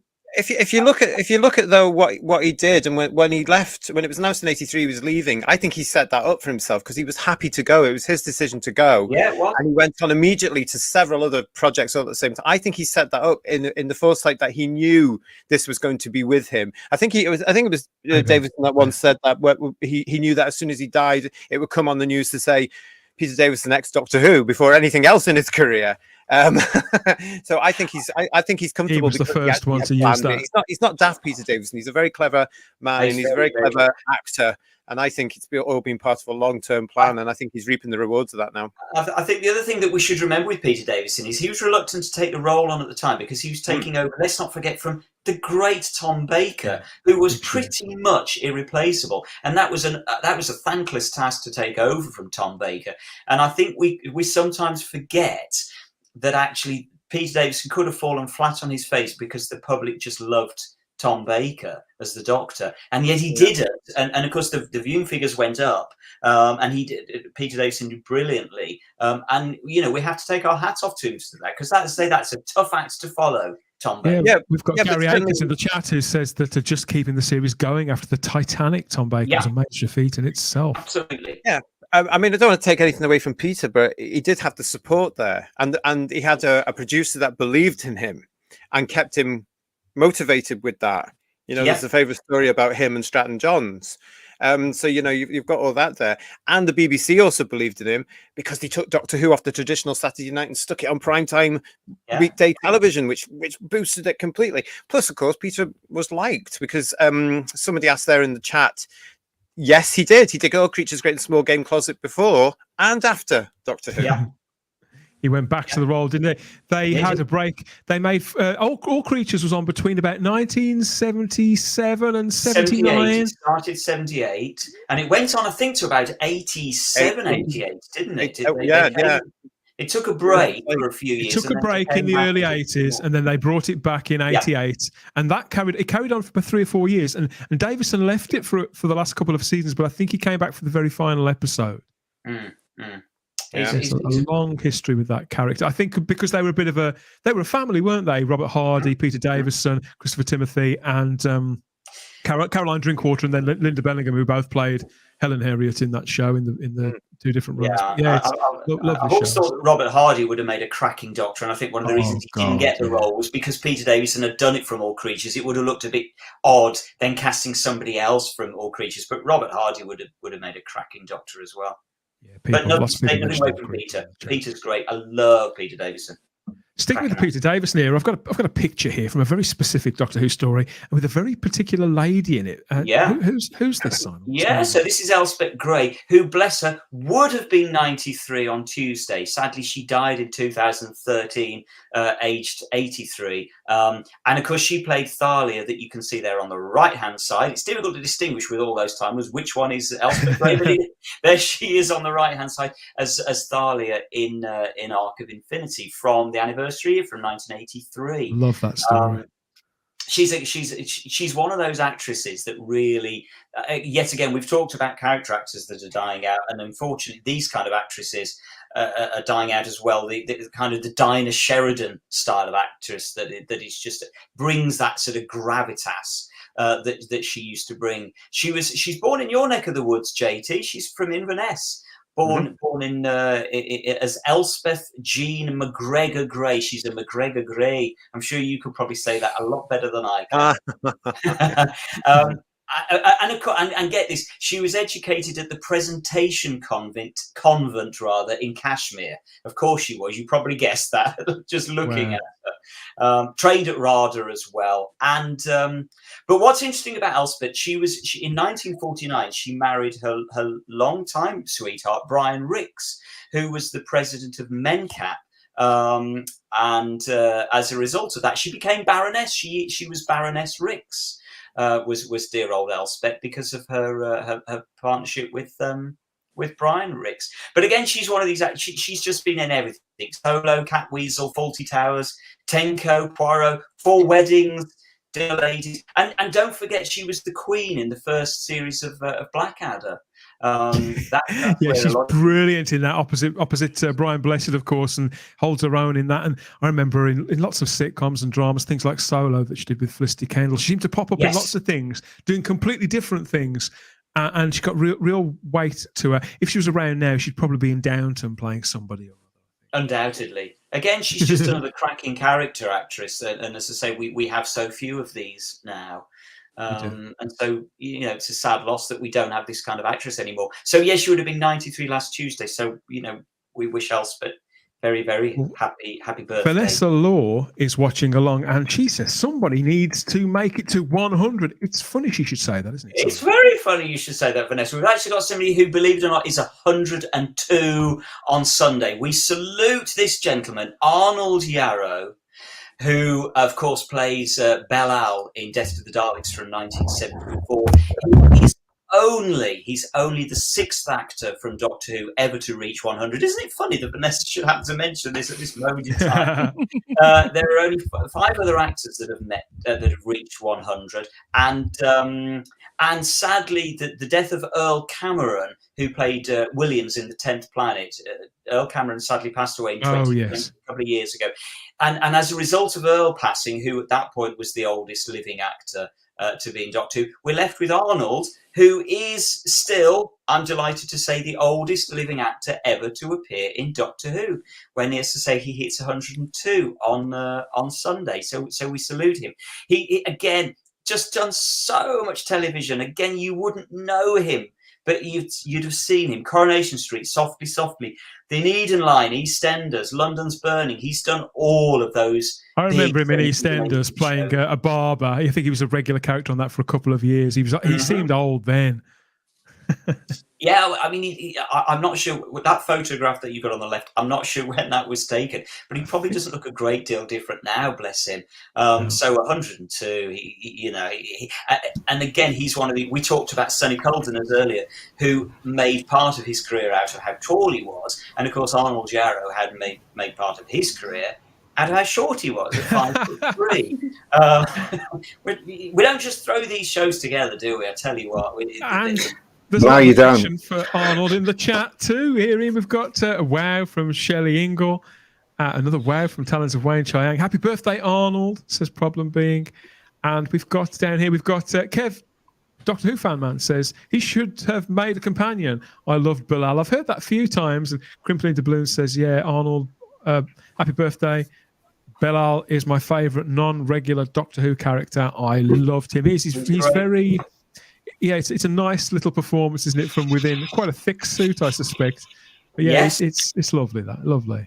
Yeah, and it's quite a dark, grim story, Death to the Daleks, and he really, really lifts it without... You just imagine for a second Death to the Daleks without Bel-Al, and it would be a lot poorer story. It's a very charming performance that he gives. So yeah, I remember that performance very, very well from when I was, how old was I? About 6 years old. And yeah, it stuck in my memory. So happy birthday, Arnold, 102. Happy birthday, Arnold. Wonderful. And he's looking so good on it as well. I think that picture was from one of the DVD special features, obviously from Death to the Daleks or whatever else. Kevin, we've got a question here from Peter Harrington asking, is Kevin Stoney still alive? Just asking. No, sadly not. Kevin Stoney, interestingly, was one of those actors that for many, many years it circulated that he had died, and then he suddenly reappeared and said, no, I haven't died, I'm here after all. But sadly now, I think we can say he has gone. He has passed away. Good for him. 102, says Kelly, and lots of people blowing party poppers and party whistles and things for Arnold there. 102. Good for you. I hope he's enjoying his birthday. And yeah, Simon, I can't thank you enough for preparing that and from your sick bed there. I know you've got a lot of things on this week, but yeah, it's always nice to have a dip in to the Doctor Who diary. And hopefully we're back for more of that when we come back for another season of Type 40 Live in the not too distant future.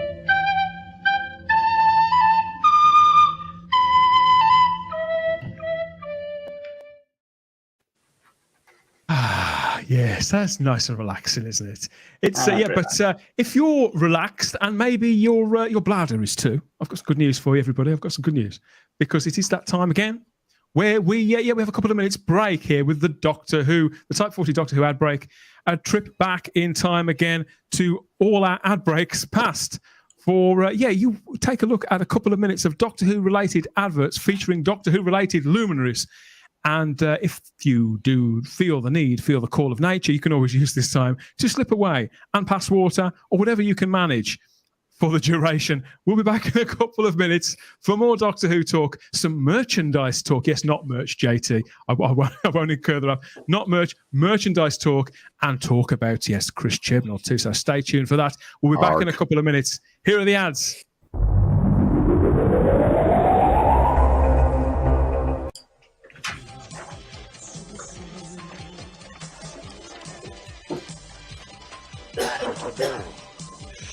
It's a horse, darling.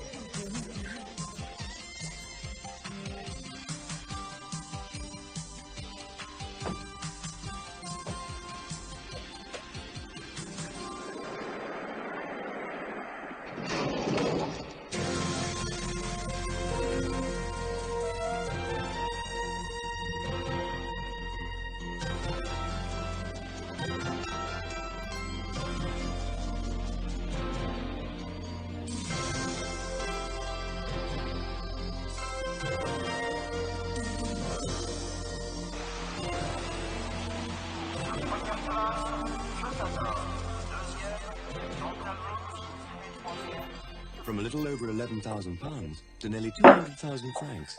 The Rover 800 series. Citizens, a revolution is upon us.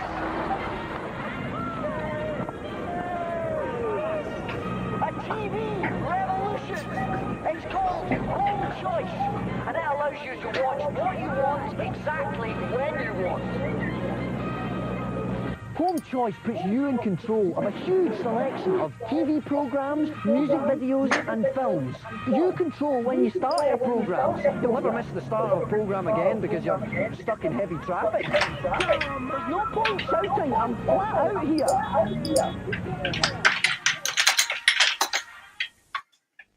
Followers of Doctor Who may be interested to know that some of his more recent adversaries are currently on display at Madame Tussauds in London and available at record shops and LP and cassette called Genesis of the Daleks.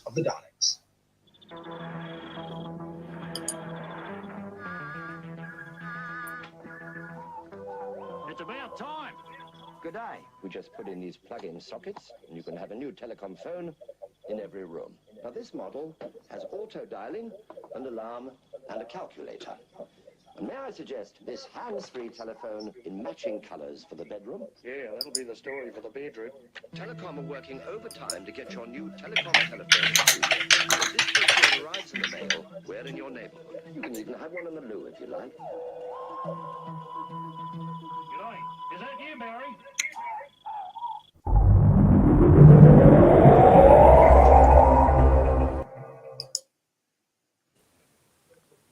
I just want to be clear. That's a New Zealand ad, that one. Go on, tell us. Have you seen that one before then, Matt? Where's that? No, that from? I know the accent. It's Kiwi. So, yeah, don't be saying it's Australian.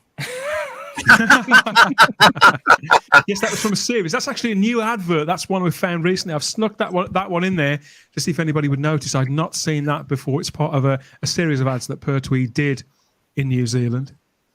Yeah, Tom Baker did a couple too in New Zealand as well. Yeah, for some superannuation, something I can never quite work out what it's for. The famous ones. Yeah. Yes. And He only did the computer ones here. You know those computer ones where he's Prime. marrying a girl? Yeah. Yeah. Yeah, I remember Prime those ads, ones. Long time ago. Okay, now it's that. Yes, the good times don't stop just yet. We have lots to talk about, lots to get into, and specifically related to goodies. You won't need to hunt for these. You're just going to have to go to the pre-orders on the shop, the net shop of your choice, or maybe you can find one of those HMVs that's still open. I don't know, but yeah, we're going over to Merchandise Paradise with the lovely JT. Thanks very much. Yeah, so we're going to start with an order that's come out this week. We don't usually talk about Doctor Who magazine on this show because it's established, it's out every month, it's been going for 6,000 million years. However, this one I thought was well worth it because while we're off air, on the 21st of April, you can get the Doctor Who magazine special edition, Action Figures, The Essential Guide, 1963 to 1996. I just want to point out right now, because there has been a little bit of confusion from various fans on the internet about this. This special edition features action figures and other articulated toys which have been inspired by the series from 1963 to 1996, not those made in the dates. Now, that's why the character options figures appear on the front of the magazine as well. So it's what's been inspired by the original series. Because we do have a bit of everything there, don't we? Like some... stupid the logo McCoy figures that the McCoy figures that were put out by character options of the hatless Doctor from Ghostlight and things, and Leela's on the bottom there. Ian, your with a bad wig. That's real hair. That is. Maybe I'm wrong. This just feels a bit desperate to me. It feels like, have we run out of ideas yet? Yeah, we have. I was surprised to learn it's the 60th of these special editions, JT, from DWA. It is indeed. But, it could be that, Simon. But as a collector, I'm very excited about this. And I don't buy the magazine anymore, but I quite like these. I mean, nothing for me is going to beat the Doctor Who Summer Special of 1986 with Colin on the front. It's all about the merchandise because that's a classic edition. Yeah, I've got that too. Fired up and very excited. That was a wonderful, wonderful, wonderful edition. But but this is a spin, and I'm quite interested to see what's going to be in it. You can buy it from the usual stockists, if there are any left. 21st of April, and it's $7.99.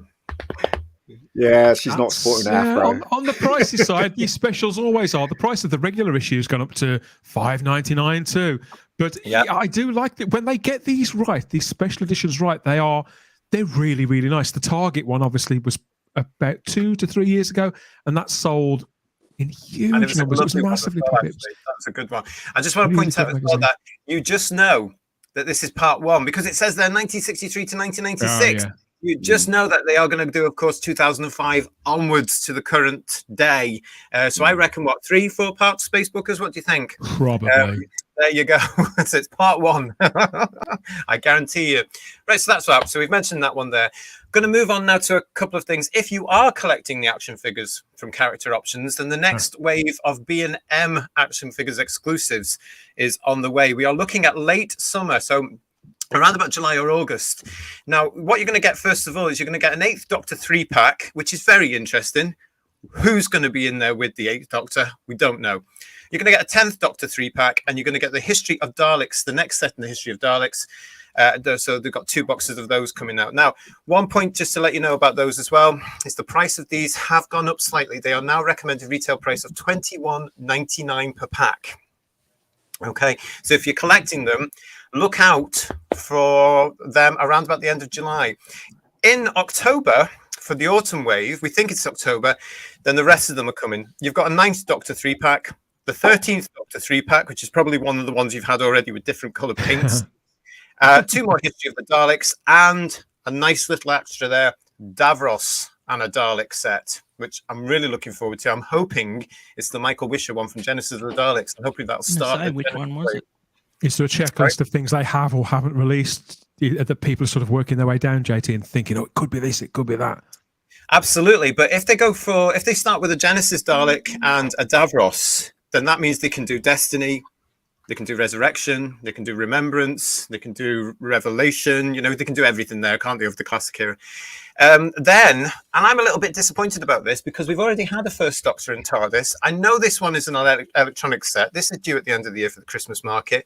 But again, first Doctor and electronic TARDIS set. So obviously this will be a different costumed William Hartnell model. Okay. It's $32.99, which for the electronic ones isn't that bad. No, because some of them have been without the electronic effects, haven't they? So this is like the old flight control TARDIS. This is when you lift them up, it'll make a noise. And absolutely. Absolutely. I mean, the fact is that all the B&M TARDISes so far have been non-electronic. Of course, we did have the second Doctor electronic TARDIS, which was exclusive to Charactopsis' website, and that went down a treat. You know, for the Abominable Snowman one, that went down a treat last year. So now B&M have gone into that one as well. Let's see where that one goes. Yeah, there you go. The Jodie Whittaker one sounds like a fart. That TARDIS. Well, we'll move on. Kelly asks, that's weird. The photo of McGann is the one from Night of the Doctor. Yes, it is. Mm-hmm. Yeah, but let me just explain that graphic as well has been made by a fan. B&M have not withdrawn it, and they were quite happy to let it go out there. So that's why they've done sort of silhouettes that are already out there. So don't be too bothered about those. Obviously, it's disappointing when people see that their favourite characters still aren't on the schedule. We've got still no Jamie here from Problem Being, and I've heard that a few times. That people want more Jamie, more classic companions. Yeah, it's obviously maybe hold tight and you'll get one eventually. I don't know. I'm surprised that there's been no Jamies at all. I think he might be in the poop with BBC. At least when I spoke to him, he wasn't very happy with them. So. Oh. Well, yeah, Fraser did. Fraser was one of the brave souls that actually said something about the Christian era, but I don't think that'll be the case. I think it's because it'll be down to molds and stuff. But the more we support the BMM range, the more things will come, because fans want a fifth Doctor companion set. I can't see why that wouldn't happen eventually, but we've got to roll with it and go with it. Well, better Leela version. That's what I want. No, I want a Tegan and a Nissa. You want a Tegan? No. Yeah. Oh, Tegan was huge here. I don't know why everybody hates her. She was I wonder why that is. I adore the woman. Absolutely adore her. Jamie is also. She was our gateway. Yeah. Okay, so we'll move now on. I know some of you Spacebookers are collecting the Target collection of the audios, so there's been a release bewilderment of this week of forthcoming audios for you in the Target range. We've got a couple of them going on here. So just to let you know, Android Invasion is going to be £9 on an audio download and £20 on CD. That's going to be available from the 18th of August. That's available to pre-order now.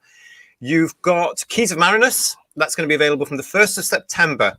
You can pre-order now. Download £9, and the actual physical CD is £20. And then one of Dan's favourites, The Nightmare of Eden, is the 6th of October.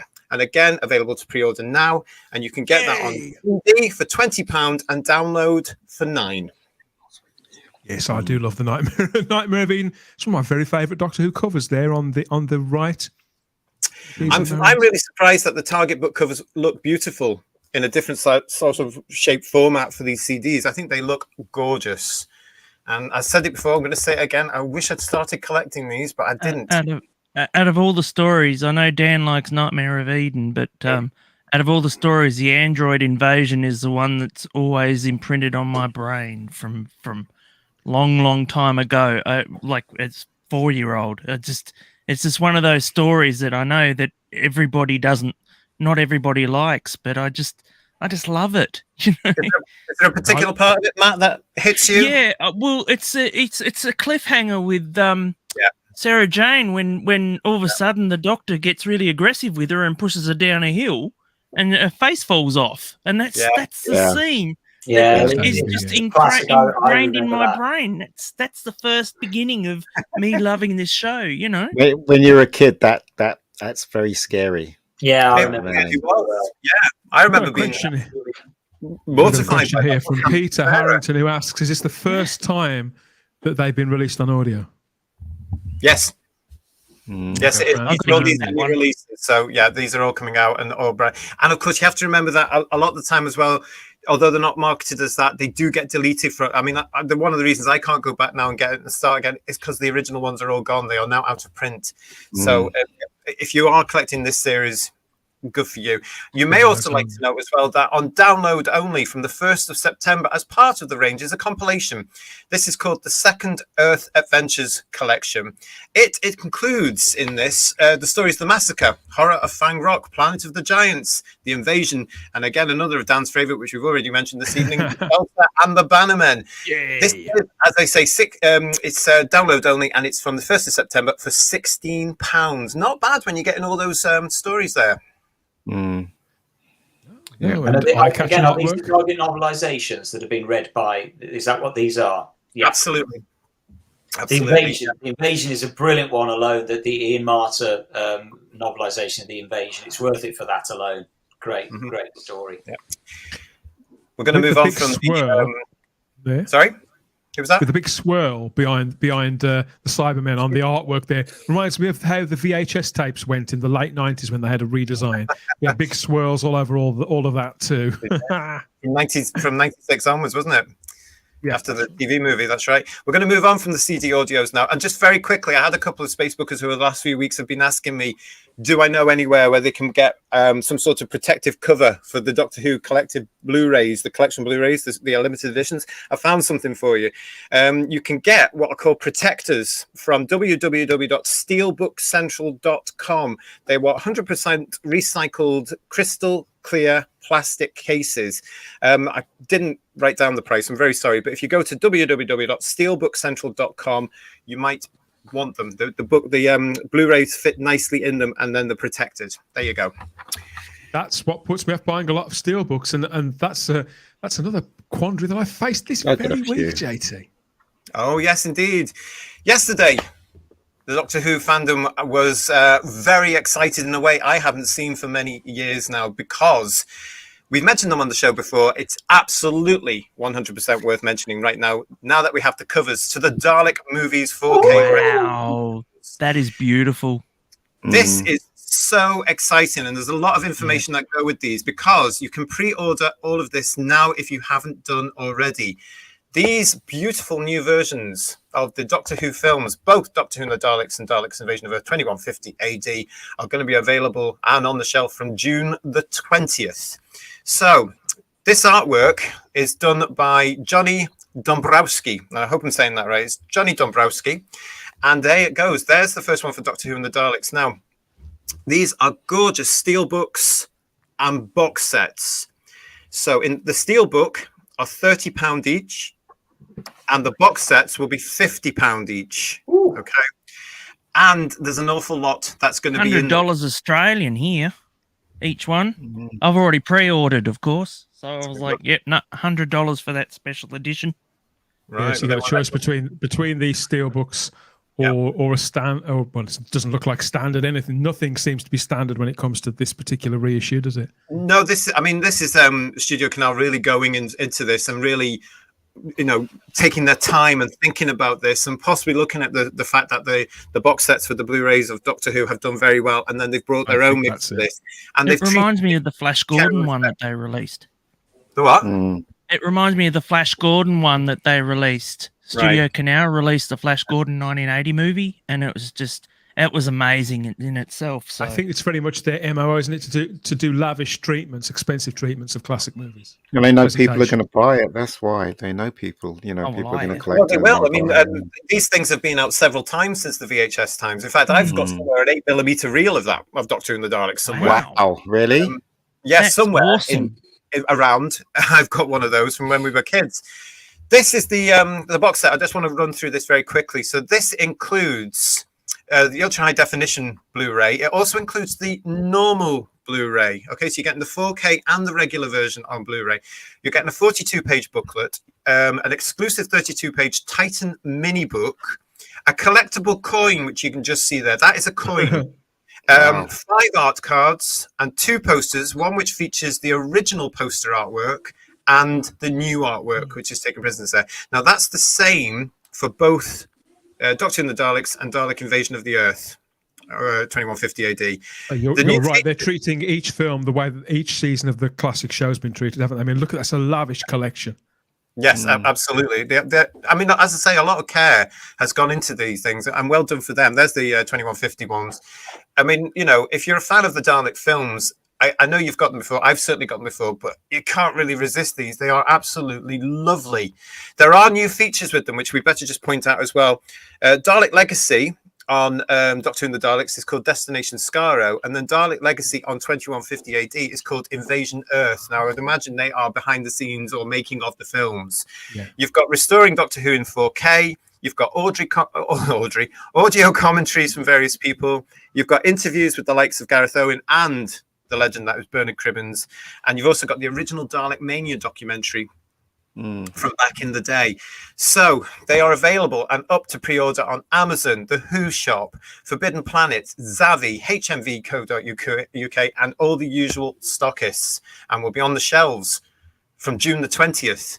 Also, just to let you know as well, that there is going to be a preview at the BFI South Bank on 19th of June of where they're putting these films on back to back, with a question and answer session with Roberta Tovey, Jill Curzon, Anthony Wade, who was the assistant director, and Jason Fleming, who of course is the son of Gordon Fleming, and Jason is an accomplished actor in his own right. You can get details of that from www.bfi.org.uk/what's on. And Doctor Who and the Daleks and Daleks Invasion of Earth 2150 AD will be on in selected cinemas from July the 10th around the United Kingdom. Lucky you. Well, Absolutely thrilled BFI's to not see far these. from me, so I Well, might have a have look, to go like- there now. Go and have a look. People It's have not been really swept up double in this the dipping last when you're couple of getting the weeks. 4K version. So, you know. Well, I think it depends on whichever tech you've got, it doesn't it? I mean, we've got regenerated in 4K, says Mark Milford. Scott Don't from forget, you're Game getting Closet the says, you're I love getting that the sound. 4K version, and you're getting the Blu-ray version as well. And the Blu-ray standard, version is gorgeous. So you know they've gone for two markets there. They've been clever there.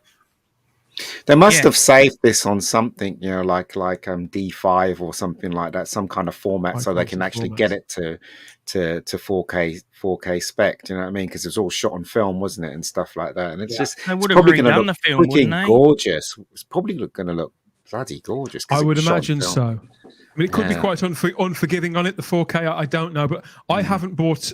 These will be. I'm going to buy these, but these will be the last time I buy these on physical media. Yeah. I haven't. I'll be honest. I haven't bought lots and lots of editions. I think I bought it twice on VHS. Yes. Each movie twice on VHS, and then when the DVD started, I bought a sort of slim volume which had got the two movies in. Yeah. Which and yeah. the quality, I've got that one. quality of it, the picture quality is terrible. Yeah. It is And so I awful. haven't watched it many times. I nearly just a few weeks ago, because our friend Keith from Home Media Minefield, he owns the Kino Lorber releases. That I was looking at importing those from the States because they're Region 1 releases and all. I'm so glad I didn't pull the trigger on those now, because these look next level, maybe even 2 levels above what Kino What's Lorber it? have done. JT, what's the format? Is it 16:9 or is it 4:3? What's the format? Don't know. I didn't write that down. It'll be Oh. 16:9. They have been before. The films were 16:9, so Okay. I would Yeah, imagine it so. looks I mean, if they've restored it for 4K, I don't think they're going to throw that away. So I'd No. imagine. Yeah, it's going Okay. to look. And if it's going back on into the cinemas as well, it would Yeah. have to be. Yeah. I have to say, I mean, I'm very excited about these, and I will be. I'm same as you, Dan. I didn't buy them on Blu-ray, and thank goodness I didn't. I'm now. I'll get them on 4K. But I'm with Jack Thursby on this one. That I prefer the original artwork. I'm really not keen on the artwork. It's very cartoony. Yeah, it I'm is. not Yeah. a big fan of the new artwork. Personally, It's supposed to be. I think it's supposed to be slightly. It's a double-sided poster. It's supposed It to is. be Yeah, you get the kitsch. original on the other It's side. supposed to be. I'm going to it's have the supposed to be- originals up on my wall. It's supposed to be kitsch. I think you talk about the general sort of package. It's supposed to be kitsch, but look new as well. Because I think the problem is they have been out several times. I prefer this original cinema artwork, of course I do. But they have been out several times already, looking like that. And I suppose, just to offer people something new, literally from the moment you pick it up. I think that's the thinking behind it, which I can't argue with that, particularly as those art cards and posters are very much all still in It's there. a lot better than the original Blu-ray covers. Those covers were like badly photoshopped. Yeah, They were terrible. terrible. Yeah, that put me. I mean, yeah, I couldn't face owning those. I remember when they were released, and after the release, it came to light that they had barely even touched them either. They were effectively still the same transfers that were on the DVDs. Yeah. So I'm so glad I didn't buy those. Yeah. I'm glad I didn't buy the Kino I had to Lorbers import because mine these are from the coming UK. out like that. I'm tempted. I'm tempted to buy that because I didn't really like the movies. The thing that put me off mostly about the movies when went into the TARDIS and it looks so different from what we're used to. But I'm tempted to buy this since JT has shown me all that stuff. It looks really gorgeous. I mean, this isn't Doctor Who television. Doctor Who. Exactly. This is Who. This is the man that's Doctor Who. He's from Earth. He's got grandchildren and all this sort of stuff. Yeah. It is totally different. I mean, I always say they're Dalek films, but they're glorious because they encapsulate the 60s. The Daleks themselves look gorgeous, and it's about time that Studio Canal really realised the potential they've got there because they hold the rights to those Daleks. They could do anything with those Daleks they wanted to, and the BBC have got no leg that. to stand on. Yeah, they've lent them out to Warner Brothers and all that as well. So because they were in Looney Tunes movie. I really hope you're right, JT, that there is a proper making of on each of the films, because that's one thing that has never been done, and it really annoys me. Yeah. And when I was at Capitol a couple of weeks ago, as I say, Roberta Tovey was there, but Jill Curzon was also there, and she looked amazing. She was absolutely fantastic. So I'm praying that they've actually interviewed these people properly. And Bernard Cribbins, I really hope they've done proper interviews and done a proper making of documentary, because it's never ever been done, and all the times they keep re-releasing. Love that too. Films. I hope so. We've got a comment here from Problem Being in the chat, JT, who says, "I think it's silly to put both discs in a pack. Should be one or the other, and it would be cheaper to buy. So either a Blu-ray or a 4K." Yeah, I can see where this is coming from. I can see where a lot of the coming from 4K there. ones don't have extras room on them. Sorry, Dan. I can see where he's coming from there, but I suppose this is Studio Canal's business model, isn't it? They pack multiple versions. The Flash Gordon release that you were talking about there, Matt, that's also got 2 or 3 different versions in too, isn't it? Yeah, well, it's the fact that with the 4K versions, you won't find special features on those. A lot of the time, they'll be very, very minimal. So that's the reason why they mostly release a second disc, is because it'll have the movie as well as all the special features and everything on that disc. And that happens quite a lot. Yeah, absolutely. Well, listen, if you're going to go and see the films when they are released in July the 10th and selected cinemas around the UK, let us know on the Type 40 Facebook page and the Type 40 DVD and Collectors page. Because if anybody's down the area, let's go together. Let's meet up and go and see them, because that is a summer treat, I reckon. But with the you just mentioned that at the BFI, they've got people that are talking after the film, haven't they? So that'd be worth going to see. And I wouldn't be surprised if they get Jill Curzon and Roberta Tovey down again. Yeah. Just to answer Peter Harrington, who's asked in the chat, is Jill Curzon still around? Well, she certainly was a couple of weeks ago when she was on stage at Capitol. And I see she looked amazing, and she was full of really, really interesting stories about Peter Cushing, about what an absolute wonderful person he was. So I think you're right, Ian. It'd be great to go to that BFI screen, because I'm sure they'll probably get Jill Curzon and Roberta Tovey there. As I said, the BFI Southbank 19th of June. The question and answer session is Roberta Tovey, Jill Curzon, Anthony Wade, and Jason Fleming. There we go. Yeah, and you can get bfi.org.uk/what's on, and that's going to be on the 19th of June. Absolute excellent. magic. And don't forget, that's all. I'm wearing the time, so that's all. Thanks very much, Facebookers. Thanks for putting that together, JT. It's it's good that you've got your eye on all the pre-orders there. I think the internet, social media did sort of spring to life, particularly over the Daleks release, but the DWM special too, that's got a lot of interest. We've got a lot of Dalek-related programming coming up. Show that's around. I can tell you the excitement on with the Doctor Who magazine and the Dalek Blu-ray release. I mean, honest to God, fans were out there again, like the old days. Fans, as I would say, proper fans, not the Whittaker fans. Yeah. It's it's going to be a summer of Daleks, and we've got several things planned here, not just on Type 40 Live, but on Type 40, the Doctor Who podcast too. And we've spoken a little bit about that, but other things are happening too. So we'll let you know more about that when we've got precise dates on them. But you know, if you want the first word on what we're dropping when, what have you got to do? You got to like the video, subscribe to the channel, and hit the cloister bell so you get the notifications about what we drop and what we release next, whether it's a podcast or a live stream, whether they're long form or shorter ones too. Just wait and see. We've got lots of treats coming, a couple of guests, and some more great conversations and great entertainment. Speaking of great entertainment, of course, this Sunday, Easter Sunday, sees the the premiere of the penultimate episode of the Chris Chibnall and Jodie Whittaker era. So Sunday at whenever, don't care. When's it on, Charlotte? Do you know? Oh, is it like 7-ish usually? Or didn't you say 7:10 last week? 7:10. Good man. Yes, you're absolutely right. Yeah, I was listening, everybody. Might not be interesting, but I was listening. Can't be asked. Legend of the Sea Devils is written by Chris Chibnall. Well, I say written by Chris Chibnall and Ella Road. And obviously this is the closing out of the Jodie Whittaker era, the divisive Jodie Whittaker era. Mm-hmm. And there's only one more special to go after this. I honestly can't wait for him to clean out the crap out of the aquarium. Well, the good news is, Matt, that it is very much all over bar the shouting. Everything's been filmed. All the offices are locked up. People have lost their parking spaces or whatever else, and they've moved on to other things. And I think what we're seeing now are the last gasps. Now, here we are with another disclaimer. If you are looking forward to Legend of the Sea Devils this coming Sunday, see you, God bless you. He doesn't speak for me. Enjoy it. Enjoy yourselves, please, with our blessing. This is nothing personal at all. These are just our opinions, and we are entitled to them. We would not expect our opinions to trump yours in any way. We give you our honest opinions and reactions and our commentary about what's going on in the Doctor Who universe. That's what we're here for. But yes, I'm very excited because it just means knocking off one more episode, Charlotte. It's that simple. You know, I'm just I won't be watching this live. Maybe if they hadn't have driven my entire family away from this show, I would do. But otherwise, I'll be spending the time with my family. But I was much more interested in comments this week that were made by one particular member of the production team. Yes, it's this bloke. So yes, Chris Chibnall, who since he took the role as showrunner like 5 years ago or so, he hasn't said a great deal of anything, has he? Really, Charlotte? Well, no, he's sort of been in some sense been quite cocky, but not said a lot. Yeah. Like not done a lot of bravado and not actual.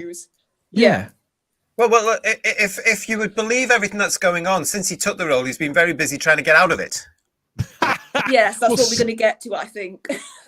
Yeah, it's a strange set of affairs. But he has been speaking this week to a guy called Hugh Fullerton, who some of you may already know, who notoriously writes for the Radio Times. Say writes. Same old. So he's been speaking to the Radio Times, and not a great length. I think he's given them an exclusive interview. But the things that he's come out with really are quite surprising, because obviously he's no longer on the production anymore. I would imagine he's got a bit of promotion to do when it comes to that final special.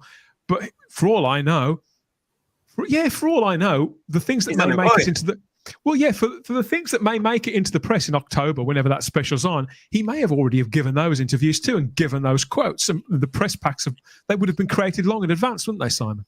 Oh, absolutely. Months ago, probably. I would imagine he's probably long since gone from the show. I mean, I suppose they might phone him up for an interview here or there or something like that.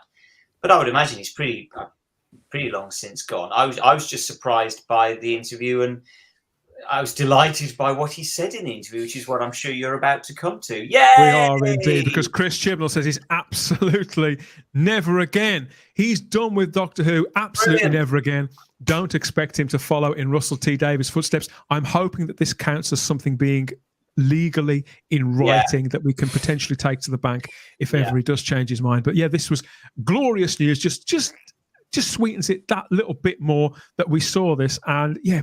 People, obviously, this hit social media and created a storm, but then again, what doesn't? Which, when you look at his quotes, what he actually said, I find it very, very interesting. So Chris Chibnall, he's 52 years of age, and he's been in the role of the showrunner for the last, I think he got it in, or took the role in 2017, around that. And yeah, when pressed on the matter, specifically on this matter, he replied to Hugh Fullerton, absolutely never again. Clear red line, final script. I never expected to come back after working with Stephen. Really, I turned it down a couple of times after that. Oh, I never thought I'd be offered the job. We've seen. It could have been. We've seen and heard various different sort of versions of this, haven't we, Charlotte? You know, that he had to be pursued. They really wanted him to do this job because Broadchurch was massive in 2016, 2017. So they went after him hard, and they pretty much let him do what they want, didn't they? Yeah, and he's always had this air of like it was such a horrible task almost for him to say yes. He never stops complaining about it. Yeah, he just complains. Whereas even when Moffat, we could see near the end of his run, he was getting tired. He was getting worn out. but he always had enthusiasm. He always had that air of excitement when he Respect. spoke. Whereas with Chris, Respect for it's the like everything to do with the show is too hard work. So I'm really not surprised at this part with the never again comments. I really wasn't surprised in the slightest. You get the feeling when he said never again, he's privy to the real fans and what they think Yes, of he'll his. be aware. Yes, I think so. He will be very And aware. how he's gone down. Yes. 'Cause Yeah, I think exactly. for all the stuff they like to pretend it's gone well and everybody loves it, I do think his comments, also with what he says about what Russell might do in the future, really does show that they know exactly what the fandom was thinking, and they know that they're not welcome and they need to go. They know they failed. Yes. Big time. So that's the thing, and it's all in what he says, So there you go. I hope he never look. He's not going to come back to Doctor Who, thank God. And this era is going to be remembered as the worst era of Doctor Who ever. There's no doubt about it. No. The doubt best thing about we need it. to do is not remember this era. Yes. That's the thing. Move on. I mean, we're coming to the end now of our time talking to about this pile of dung heap. Yes. Thankfully, and by Christmas we will be done, and we will be looking forward to moving the Spacebookers and this show onto hopefully a bright and optimistic future. But we're all starting to feel the fatigue now. So I think that's one of the things. We get it onto the carpet, we forget about it, we move on because there's a reboot coming. And of course, the other thing that Chibnall says in the interview is about how Russell T Davies will be ignoring everything that Chris Chibnall has done, and this of course is what we've been saying for months. What we've been doing for years. Years. Russell won't try and retrofit it. I don't think he'll just ignore it. And Chris does admit that. He admits that's what Russell will do with it. We've got this quote. Yeah, further quotes. They asked him about his attitude towards creating Doctor Who, towards running the show, how he went about it. And he said, you've got to get in there and say what you want about the show, the character and the world. It's one of the few it's one of the few drama series without a written Bible. That's a lie. It is, Chris. And every era contains a contradiction or left turn from what has come before. This is a very this is spin. This is what I would call spin. This is what exists in Chris Chibnall's head rather than it's a version of the truth, but it's a very particular version of it through his lenses. And he specifies any future showrunner will ignore it or run with it. So that's fairly 50-50, but finishes off with, I fully expect Russell to ignore it. Yeah, because he will ignore it because you're an idiot. That's it. A bad writer would run with it. A good writer is going to recognise it for the nonsense it is, Ian, and the fact that he's ran the series into a wall, painted the fictional universe into a total corner, closed everything down. So why would a writer with proper stories to tell about characters that people are going to be compelled to watch? Why would he labour on that load of old shite? It's not just the writer. I mean, you've got a brand new production team in now with 2 brand new producers. You've got Bad Wolf and BBC Studios. I keep saying this. It's no longer a BBC production. It's BBC Studios and Bad Wolf production. They want the version. That's why they've called it the All New Who. Because it's going to be completely different, because it has to be. This next version of Doctor Who has to be right, because it has to be popular, as we've said many times on the show, because it's going to reset this. This is going to spin off into all these other things: marketing, merchandising, new shows, bigger universe, more characters. There's a lot at stake with this next version. But I think it's interesting from what he's saying there that you just put up there, Dan. He basically is now trying to justify to the fan world what he has done, and he's trying to explain it to why there's always contradictions in every era. No, Chris, that's not true. And apart from anything else, it comes down to the writing. It's whether you're a good writer. It's got nothing to do with contradictions. We've all seen contradictions in certain eras of the show, and we're able to ignore them because the story is good. Look, we just talked about Genesis of the Daleks an hour ago. That contradicts Terry Nation's own scripts from before that. We don't care, because as we've just been saying, Genesis of the Daleks is a really good story. So yes, you can ignore the contradictions if the story is good enough for us to do that. And unfortunately, Chibnall's stuff hasn't been. If and it's toilet, toilet like the timeless children, to throw away decades worth of lore for that, which is barely even a screenplay, is absolutely unforgivable.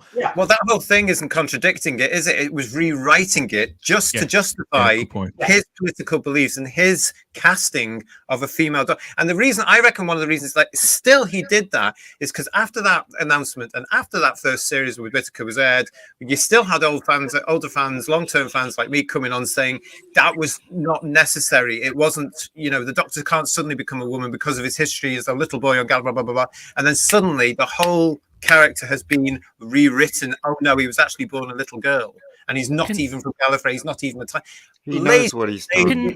Lady. Yeah. And bring in the other lady doctor. I can't remember her name. I don't know. Sorry. Whatever. I don't care. But to bring her in as well as a snake doctor. Again, it was lazy to justify the fact. Well, no, we can do it. No, it was just. You can see it if you open your eyes. You can see how pathetic it really is. Yeah, but I also just to do with his comments really quickly. Yeah. It rang a bit to me of he's almost preparing the ground for Russell. It's like really because when I don't know, I don't know, maybe I'm overthinking it, but I think he's hedging his bets the one Russell. to come out and say, "Oh, he's going to ignore it."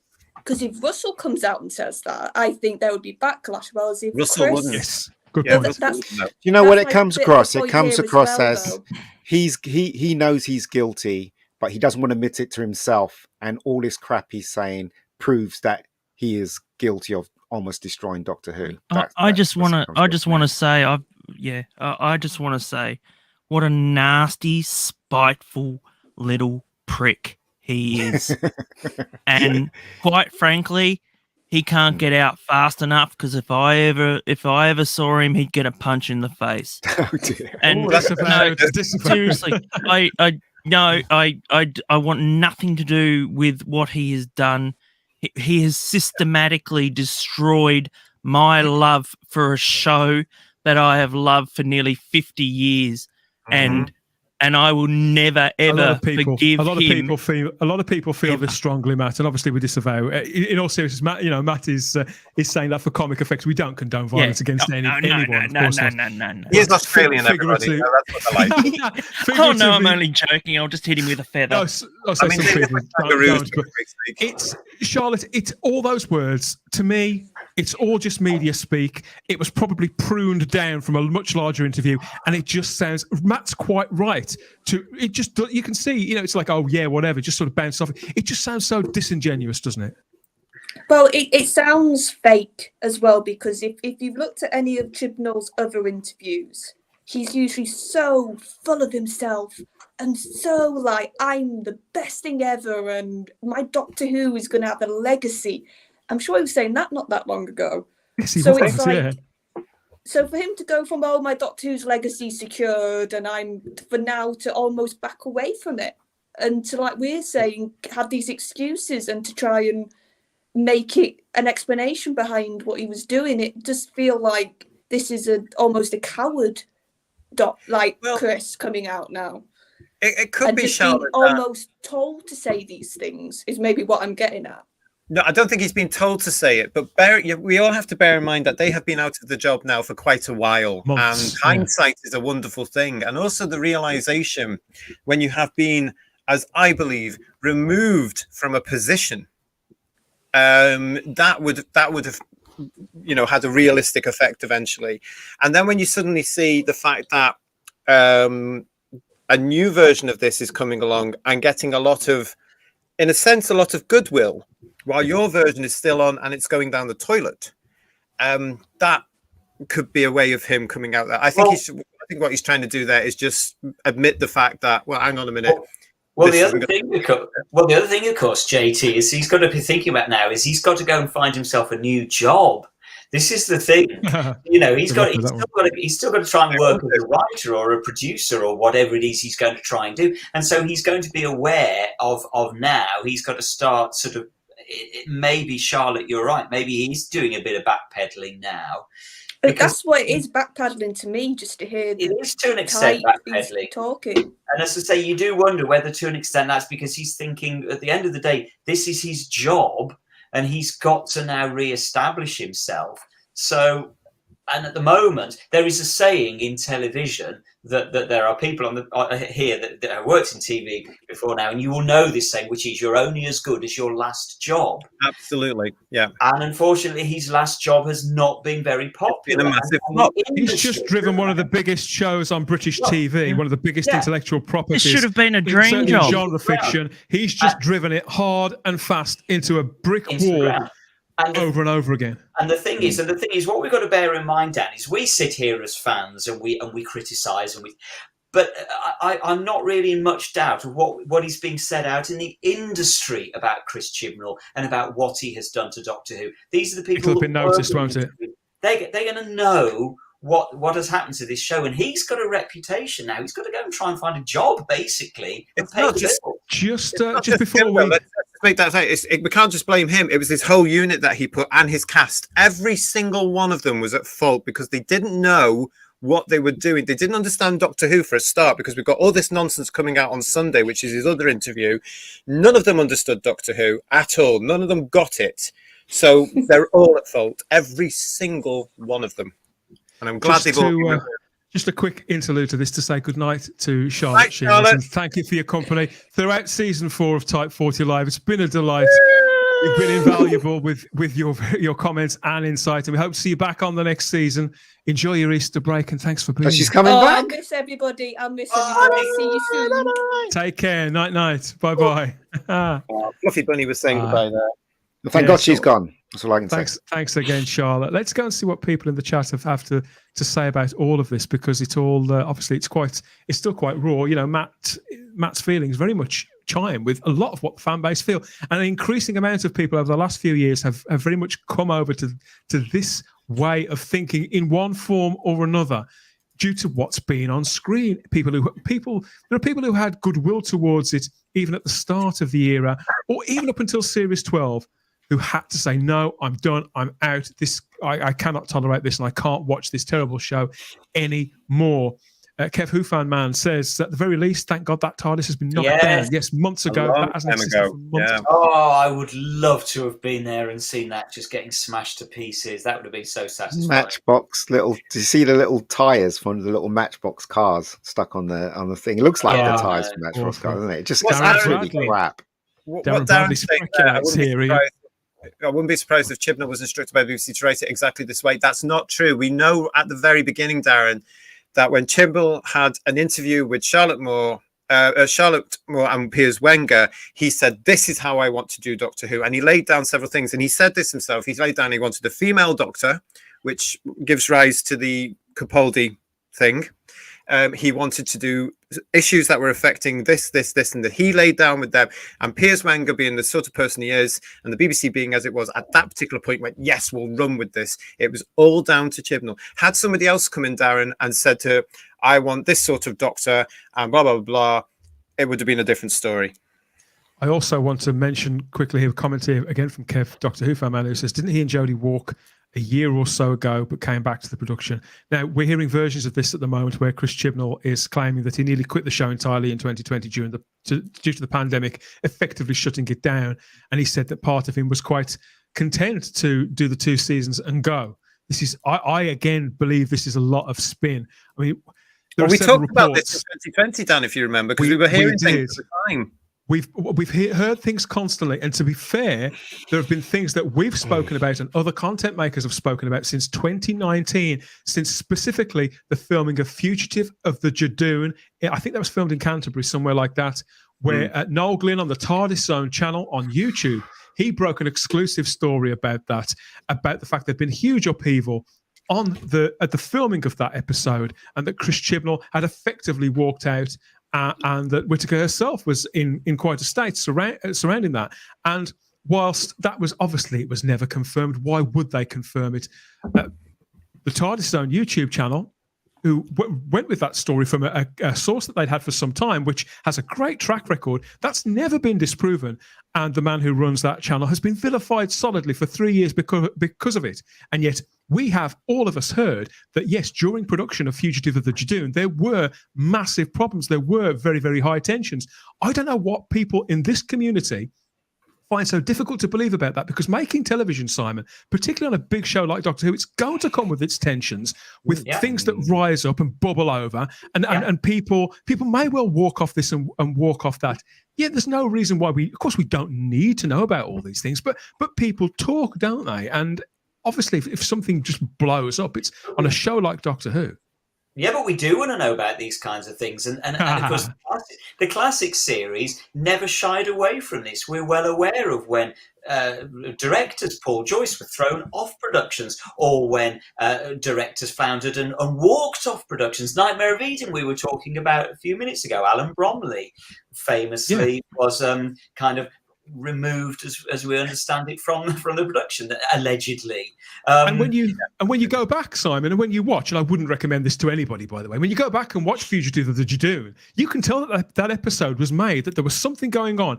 There are so many jumps of tone. I mean, for a start, a lot of the sequences, all the sequences with Captain Jack were directed by somebody else completely. Yes, you can just, and that's confirmed. They've admitted to that. You can just tell that it was sort of thrown together. You can tell there was something wrong, something off. You know, John Mosby, who's also a long-established TV critic and journalist with several contacts too, he also had heard stories not necessarily directly lining up with the Chaos in Cardiff narrative that we heard, and that kind of did grow to maybe larger proportions than was reality. He had heard that there was indeed issues on that production. And I do feel that one fan in particular, one content maker, was a bit of a scapegoat of the fandom over that, because obviously there was no way of proving it in 2019. But now, as time trickles on, and as people like Chris Chibnall and Matt Stevens, who wouldn't shut up talking at Gallifrey 1, when, why would he? He's not in the job anymore. The pressure's off, the valves are turned down, and now they are starting to talk and confirm things that, were rumoured for some time. And I do feel that the fandom owes people like Noel Glynn an apology. That he said he was making this stuff up, and he wasn't. Yeah, but that's not going to happen, because what you're looking at there, you're mentioning the term fandom. This isn't fandom. The small amount of fans that loved the Chris Chibnall and Jodie Whittaker era are really, really nasty, obsessive cultists. They definitely are. I mean, when Chris Chibnall said what he said the other day through the Radio Times interview, and then we were all commenting on this, they were unbelievable, and they're unbelievable usually, but they went off the scale, because all these rabid idiots were so. It was as though that somebody had just rung the death bell, because he's mentioned that Russell T Davies may ignore all this. It's likely, isn't it? Let's face it. Which means that they automatically think their precious Doctor is going to get written off and be forgotten, and that was not on. And they pulled everything out to twist what he was saying, to justify the fact that she can't be written off. I mean, it's very unlikely Russell will do that, but it was. I couldn't believe some of the maliciousness that were coming out from that element, that teeny weeny element that called themselves fans, but they're not. All they know is again. This is the legacy of the Chibnall era. It's been very, very divisive. It's been deliberately divisive. Chibnall went out of his way to say he wanted to do this. He wanted to lose old fans and get new. He deliberately said this. So look who he brought in, Simon. These horrible. So when Matt uses the word spite, Simon, he's absolutely right, isn't he? He is right, because that's exactly what Chris Chibnall brought to it. Deliberately, he's in enough interviews saying that he wanted to completely it didn't worry him if he got rid of old fans. He wanted new fans. He wanted an entirely new audience. He wanted to reinvent it, and so we're left with that legacy now. It's a divisive legacy. You create that kind of atmosphere, and this is what you're left with. And presumably, Chris Chibnall's happy with that. He looks happy. Well, I don't know what we'll never know if he's going to be happy or not, because I guarantee you, the likes of you and I will never ever see him again at a convention, because we will be talking to him. We will want words, and he won't want to face that. But the element of that is he and Whittaker brought in these new rabid fans. They're not fans, as I say. They're just obsessed with with Jodie Whittaker and her companion. That's all they care about. That agenda. And what I'm very interested in is will they remain if the next Doctor is a man? Because we know they won't, because they'll walk immediately, because of course that's not allowed. You're not allowed to have the next Doctor must be female, and if she's of colour, even better. Yeah. I mean, they're all going on about the lady you mentioned before being her. It's not going to be. I will be very interested to see, and that's why I'm tolerating a lot of them right now. If the next one is a man, which it has to be, will they stay with the show? Probably not. And then that's when we can start to look at who's left in fandom. Oh, it's all of us that were here before, and let's bring everybody back and try and rebuild it, because by God, we need to rebuild fandom to what it was, because we've been infected because of Chris Chibnall and Jodie Whittaker's obsession with agenda-driven idiots. Well, what they've done, of course, they've turned fan against fan, which is really, really unpleasant thing to do. Never happened before. It's awful to watch as well. Awful to watch. Awful to I see. think awful to listen. RTD's actually aware of this too. Yes, I don't think he's blind to it. No, I don't. Well, I mean, you'd be stupid if you I weren't think he's blind. aware. He'll be aware of it. He has to be. It's impossible. But they are. I mean, let's be truthful here and honest, as we have been over the last couple of years on this subject. There's a reason why it was taken from BBC Wales and given to Bad Wolf and BBC Studios, because BBC Studios was seeing a lack of profit, a lack of interest, a lack of merchandise, a lack of money. That's the reason. But they are very, very aware of this. That's why it's been given to these two people with the idea of get it back, please, build on it, give us the money. We need that. I mean, it's a business now. Doctor is purely a business, and they can't afford mistakes with it now. I think all of us here understand obsession to one degree or another, and obsessive compulsiveness and the drive to being a fan. But that's very different to to driving people to behave to these sort of assiduous nasty levels. Yeah, extents. It's gone way beyond that. And as you say, it's turned people against one another. And the fandom was always argumentative, Ian. You talk about those pub chats, don't you? You had back. We were talking about it just the other day. People would the cut and thrust, the parry of debate, conversation, and argument, and then everybody would withdraw. Go, do you want a drink, mate? Yeah, okay, whatever. Exactly. See you same time next week, and everybody was all friends, weren't they? Anymore. Yeah, I heard though that there's I got my insider told me that Jodie wanted out after season 1. That's what I was told. And also I was told that the Council Estate Doctor was created because they got rumored that Jodie wanted out.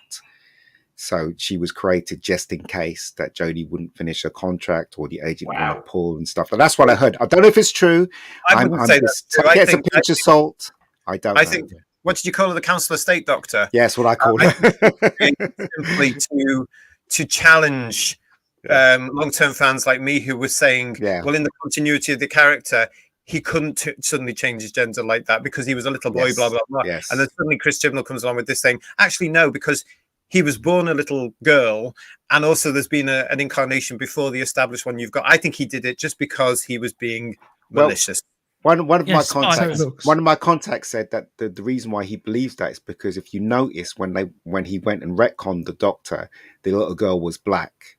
Of course, and so was the Council Estate Doctor. So that was his reason, but I don't know if it's true. I don't know. Yeah, but you guys said on one of these shows ages ago that the alleged character of the Doctor went through several incarnations way before that Council Estate Doctor, right. And each of them was a United Colours of Benetton. Yes. It was like that, It was tick boxing. It's virtue signalling to say, "Oh, the Doctor so superficial." So it was awful and really awkward to watch, really unnatural. I wanted to mention this comment here from Moons of Madness, who says, "No, Sony has a stake in it, and Sony likes to make money." You may be interested in a couple of the streams we've done over the last few weeks. We talked extensively. I think it was on the last show about Wayne Garvey from Sony and Jane Tranter, who were at a TV expo quite recently. They talked a little about Sony's involvement with Bad Wolf, the cooperation between the two companies, and where that may go in the future. We'll return to the subject, of course, on the next season of Type 40 Live 2 going forward, because that's very much where we're going now. For the love of Who, looking to the future, looking to the all-new, and obviously you'll still get all our raw and completely subjective views. I think that's what people come to this show for, and we all feel differently about what's coming next. Of course we do, because we're different people with different takes and different wants and different lines in the sand. But we're all still still very much friends, and we just want to enjoy Doctor Who again, don't we, Ian? And so that's what we're pushing for. And I feel that these quotes from Chris Chibnall do represent the book closing, really, and that anything else that may escape from the closed pages, Simon, any vapors, they're very, very much just the last wafts, really. I think the centenary special. I think it represents what we've been saying for years. What Facebook and Type 40's been saying for years about it, and he's actually admitted it that, well, not in so many words, but if you look underneath what he's saying, he's admitted it that it didn't work. Do you know what I mean? If you read under the lines, it didn't work. Because that's why he's trying to justify it now, explain it away. Yeah. And the sad thing about it is nobody gives a damn. Correct. Exactly. Melina Vader says here, I'm not going to look at anything online with the Radio Times. If there is anything in the printed Radio Times, they're immediately going to flip it over. I bet I bet they won't even be looking at the overnights and the consolidateds for this next one whenever it goes out in the next few days. But it's nobody cares except that small rabid personal pronoun using load of fans that are so desperate to see the Doctor snogging the companion. That's what it's all about. This entire initiative has been the last, certainly since they decided to turn it this direction, it's all been away, and we know how this is going to end. It's all working towards having the first same-sex kiss between lead characters in Doctor Who. That's what Chibnall's staying for. That's the culmination of all of this. It'll probably be the regeneration moment or just before it. And it's yet another way of revisiting past glories. So the Eccleston era, I'm thinking the kiss between the Ninth Doctor and Rose and the time vortex on that moment. And I also suspect, so I think it will steal from that. And I think it will also steal from Doomsday too, with the moment where Rose is left on the beach. I think we're going to get yet more of Chibnall remixing things that worked before, but just swapping out the genders, which has been the entire sort of gameplay of so many of these morons who've taken over and infested our popular culture during what they call the culture war, all in the name of fighting an injustice, social injustice of some form, and representation of people. Chris Chibnall is a corpulent, middle-aged white man who's straight, and here he is creating all these characters and signaling all this virtue, and it just doesn't wash anymore, Chris. I'd like to say I wish him best of luck in his future endeavours. I couldn't give a flying fuck, quite frankly. And I probably won't watch anything that the man makes ever again. I certainly don't wish him any personal harm. I won't watch anything that man makes ever again. It would be very... sorry, Dan. It would have been interesting to see because, what's the companion's name, sorry? Yaz. Yes. What's her name in real life? Anyway, the current companion. Sorry? Mandip Gill. Mandip Gill. Right, she's been interviewed recently, and she said that because she's on Twitter, she had seen the small minority of fans who are obsessed with these two female characters, and I mean unhealthily, mentally unbalanced. Yeah. Obsessed. Yes. Okay, we'll get there. Had seen that they wanted this whole affair thing, this whole love affair between the Doctor and the companion. So Mandip took it to Jodie Whittaker. Jodie Whittaker thought, oh, that's marvellous, that's wonderful. And they took it to Chris Chibnall, and he pounced on that. Now, again, he would have known as a fan, that's going to alienate more of the audience. It's going to upset more of the fans. And he went and did it anyway. That shows you everything Chris Chibnall has done in his time on Doctor Who, he knew would upset people. And he did it anyway so that he could put his own agendas throughout this series. I find that the point that I would really like to say to Christopher one day, if I ever see him again, a lot of stuff about that. It's just, I mean, why would you do that to a British legend? Oh, that was a family favourite and is now not a family favourite because it's only there for a niche audience of goodness knows how. Why is it one strange feeling that the actress that plays Yaz is going to do well after this for some unknown reason. I think she's going to do well. Yeah, I think she's going to do well out of this. Yes, I think the person that's going to suffer is definitely Jodie. Sorry, Dan. Sorry. Well, no, I was agreeing with you. I think Mandip has managed to snag a couple of decent roles. There's a theatre production and a HBO show. I understand. She's got a small part in an HBO show. But small, not a leading role like her predecessors, though. I had a certain amount of sympathy for Mandip Gill when this whole thing first started, because I think I used the expression several times in the podcast, Simon. You could tell that actress was hungry to do good work. Yep. And I think she was hungry all the way through Series 11 and made the most of what she was getting. But something happened during Series 12. I think she started to believe. I think there was so much backslapping that was going on, all based on social justice and things that were not about the day-to-day job of making good quality TV, that she eventually got sucked in to this vacuum of absolute self-indulgence and smugness. How many actors have not had to have auditioned for a role? She didn't have to audition. For God's sake, I mean, even Ian auditions, don't you, Ian? You just don't go, oh, I'm just going to put him in exactly. there. Yeah. It's happened very rarely in proper Doctor Who. Bonnie didn't audition, for example, because John wanted look what happened there. She was an established name. Bonnie had a track record. I mean, you could go and look at anything Bonnie did, so that was slightly different. John Barrowman, I believe, didn't audition. Correct me, Spaceman Christopher, on that. I don't think Barrowman did. But I think was he not friends? Was he not friends with Russell T? Was he friends with Russell T? I'm not sure. I think the part might have been created for him. I think so too. Yeah. John was the first to be cast in the reboot Who for 2005 onwards. As well. By the way, Ian, I hear, by the way, that Whittaker is actually looking to set up her own production company. All I can say, Jodie, is that the wall pack in Emmerdale always needs new bar staff every couple of years, my darling. You best of luck with that, and don't get nothing wrong with Emmerdale. We've got Colin and Lou in that. Nothing wrong with that. The secret is in the sparklers. Just remember, I like this comment from Problem Being, who says we need a day of the Whovians, the day after the centenary special, to celebrate the start of a new era. I think that's actually quite a nice idea. Sonic X says, shall we chat about Chibnall's first ever story, day one? You can if you like, Sonic. And we've talked about it too much. You can go back through the go to type40.podbean.com and you will see about episode 13, 14 where we reviewed The Woman Who Fell to Earth, and then again on the channel there was another video that Ian and I did when we went back to that same story. There's no way I can talk about that nonsense 3 times, but thanks for joining us this evening. I hope you've enjoyed yourself.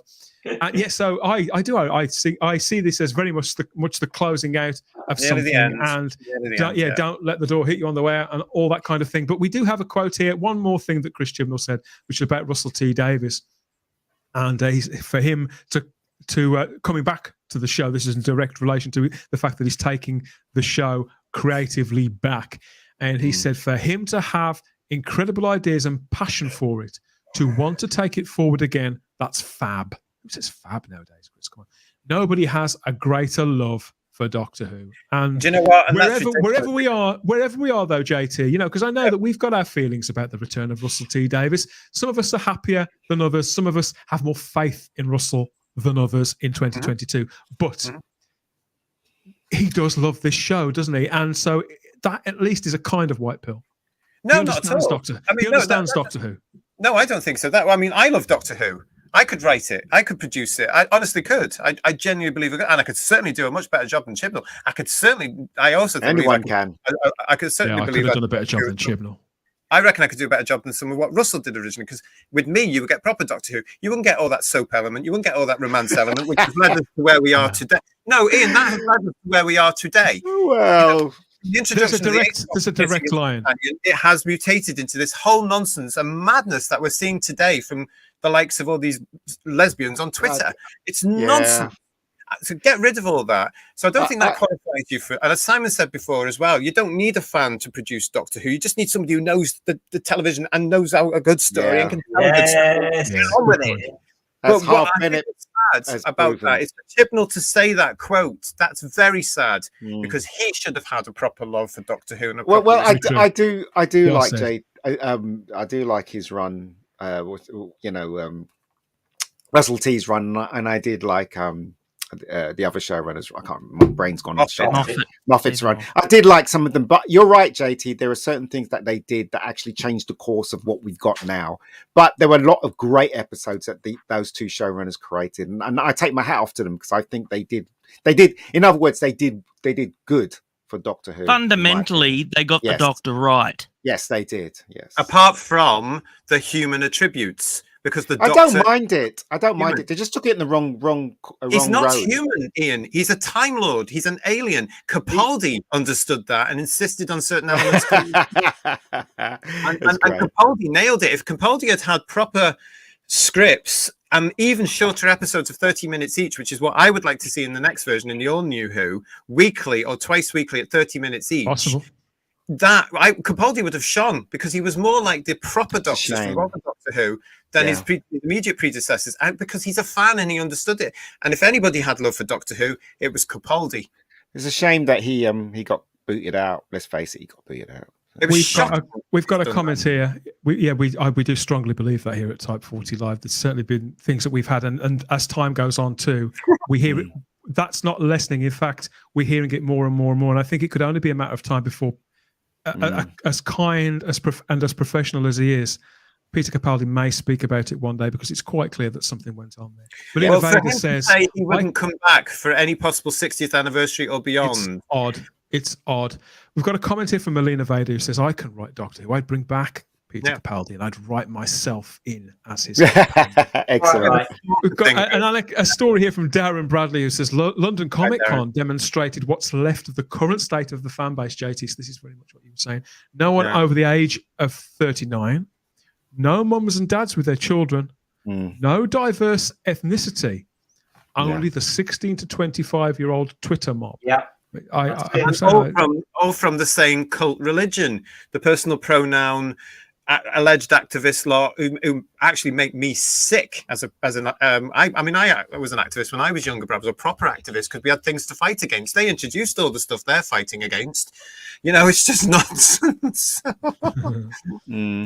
Yes, so I think that pretty much does say it all, really, as far as, if not the era itself, but Chris Chibnall on the show. I expect him to say more silly things come October, but it will very much be an epilogue to what we've had up to now. And really, I mean it. I loved Broadchurch when that was on. I can't bring myself to watch that anymore. I've got rid of my DVDs. I won't watch that show ever again, or anything else he ever makes. I can't stand to see the man's name on any credits. And because, Simon, that word spite, I feel like that was directed against me personally, and that may be a ridiculous thing to say, but I know why. I think he made me feel that way deliberately, a particular kind of way, and I'm not going to forget that. And whilst I don't wish the man any personal harm, of course I don't. I think that that coupled with the fact that he has completely driven that show into the ground at a time when it was creatively okay. Maybe by the time he took it over, it did need a refresh, but it was all there to take forward, and he failed. And that's the only he failed, and it's as simple as that. And you can stick with us. You can guarantee that although we do try not to labour our points here on Type 40 Live, we revisit these conversations only when we feel like we must, when there's something of value to be said. So we are going to make every effort on the next season to seize the future, to look forward to the all new, because we've got to be down for it, we've got to be up for it, and play some sort of faith in Russell T Davies, and continue to give you our honest opinions. And when we do hear things, we're bound to hear things now and again, you can guarantee that we'll tell you as much as we can, and we'll continue to have lots of laughs along the way in each other's company, looking through the diary, enjoying the adverts, looking at the news and the merchandise, and looking at pretty pictures, everybody. Should we have an Easter-themed round of pretty pictures before we say goodbye for the Easter break, shall we? Just to add, Dan, before we look at the pretty pictures, don't forget, in the next series, when we're back, we'll be getting a new Doctor. Almost certainly. Yeah, the count. As open, it's not a female. Otherwise, JT's head's going to explode, and that'll be that. My head won't explode. I'll just go, nah. He'll just wilt, won't you, mate? He'll just wilt. I'll just go and watch 1963 to 1989 and be very happy with that. I lived with that for 15 years. I'm quite happy to continue with it. That's my Doctor Who. Excellent. That's the spirit. Okay, let's seize Easter. Let's grab our eggs and look. Oh, that just sounded wrong. You know what I meant. Well, we can do it. I've been hunting, Matt. I've been hunting for eggs that were on sale in the UK throughout the years, just to have a look at the various bits of packaging throughout the decades connected with Doctor Who. Now, I think this is a favourite for most people. You've actually got one of these, haven't you, JT? What is it? This is the Suchard milk chocolate egg from 1982. It was the first Doctor Who Easter egg ever. It was also accompanied by a Dalek one by Suchard. Yeah, and I've got it here. Can you see that there? It's at the back there. Hold on. Let's get him. There we are. See it there? There it is. Beautiful. And that one next to it was much later on from the Marks and Spencer's version. From when it We never got merchandise like that in the 80s. This was lovely. I don't know what the one on the left is there. That's a false I think the one on the left, that looks to me like it was some sort of prototype of the one on the right. The one on the left. Well, it's either that or a fan has lost the insert of Peter Davison in there and put their own in and put a new light in. But the one on the right is definitely the one I've got. And this is special because not only did you get the milk chocolate egg inside, but you got this lovely little storybook with transfers in, which I actually rubbed down. But of course, this is the one that famously, when you open the door of the TARDIS, the ray from the Dalek turns into something entirely different. We won't go into that. When Peter Davison is revealed inside. Yeah. Do you know how I first heard about this Easter egg and got very excited? Peter Davison gave one away on Swap Shop. Oh yeah, I remember that. And I thought, I've got to have that. So we spent weeks looking for these. I've got one around somewhere. Yeah. So there you go. 1982. A very good year. Oh, we've lost Dan. Oh no, Dan's gone. We've finally done it, folks. Well, oh my goodness JT me. is now the. I'll tell you what, I will get out if I can from this. Please open the TARDIS door and show. Here we're going to play with our eggs. I will try and get this, and I will show you. There's the lamp from it while we're waiting for Dan to come back. The TARDIS door, JT. That's what I want. I want you to open the TARDIS door. Hang on. Davison inside. Where else should you get in there, You open JT? the TARDIS door, and there it is. There, can you see that? Yeah. Well. Yeah. Yeah. Did they take it off the shelves after that, or did they just? No, it's there. This is the little book that came with its Facebook. As if you've never seen it, I'm being very careful because, of course, it's ye oldie paper, and it was Doctor Who's little book of villains, and you would pull it out like that, if you pardon the expression. Can you see that? God, that reminds me of the Weetabix ones you used to Yeah, get. That's Weetabix. right. That's right. All that. And Oh, on you the were back so lucky to get that merch. with the merchandise. There's the comic there, and that's where the transfers got rubbed down, and I put all the transfers in because I'm a good boy. I am. So is that your original? That's your original one from? Oh yeah, this is the original. Still smells a little bit of chocolate actually, but there you go. That was the original one there, and isn't it gorgeous? I think it was in 1983. 82. 1982. And as I say, there was a Dalek version as well, which came in a. I was hoping Dan would have a picture of that. I remember the Dalek one because, as I recall, it was. Oh, hold on. Got a message from Dan. What's this? Of egg. Stay on screen. I'm restarting. Lost... There you go. That's all right. We're carrying on. We're good. We're professionals. We can do this. What were you saying there, Simon? It was a Dalek invasion of Earth That's egg, right. as I recall. Yes, and I'm the same as you. I've got the Peter Davison one. I never got the Dalek invasion one. Why didn't I get the Dalek invasion one? I'm the same. I didn't get it. It was from the same year, 1982. I think it was because they were quite expensive. I think they were around about £3. And I think I had to have the choice, and it had to be the Peter Davison one, didn't it? Yeah, what other egg would you like to look at? Does anyone want to see another egg? Yeah, let's have a look at another egg. What egg would you like to see? Should we look at a Matt Smith egg for you? Go on in. Love Matt Smith. Yeah. Matt Smith actually had an awful lot of Easter eggs out over the years. This is one of them here. Look at this. Oh, it's amazing. Look at that one. Yeah, that is a door sign. Ah. Yeah, exactly. I don't know if you can see that properly, but look at that there. The door sign. It's unopened, obviously, but you choose which image. You've got a Dalek, and on the back of that, you've got a weeping angel. Do you know what? I brought that ages ago. Well, on the back of this, you've got this. You've got a Dalek face mask. Yeah. Ooh. So I think that that was there for the kids. The Dalek face mask there. So It got thrown away. I brought it. They ate the egg and they threw the whole box away. I'm like, for God's sakes. Looking at Marks and Spencer's, Marks and Spencer's did very well for Doctor Who. It did this thing, which is their version of the TARDIS one. You can really tell I'm ad-libbing here. What year was that one? What year? Oh, that's 2005, isn't it? It's got to be. Yes, that's the 2000. No, actually, that's 2006. The 2005 one is this one, where you do this. Oh, that's cool. Right, and then that's as far as I can get that. There we go. And now the egg went behind the console there, and as you can see, we've got the TARDIS around there, and that was on that one. That's very cool. Yeah. So that was a hollow milk chocolate egg with 6 caramel-filled discs. So that was quite good.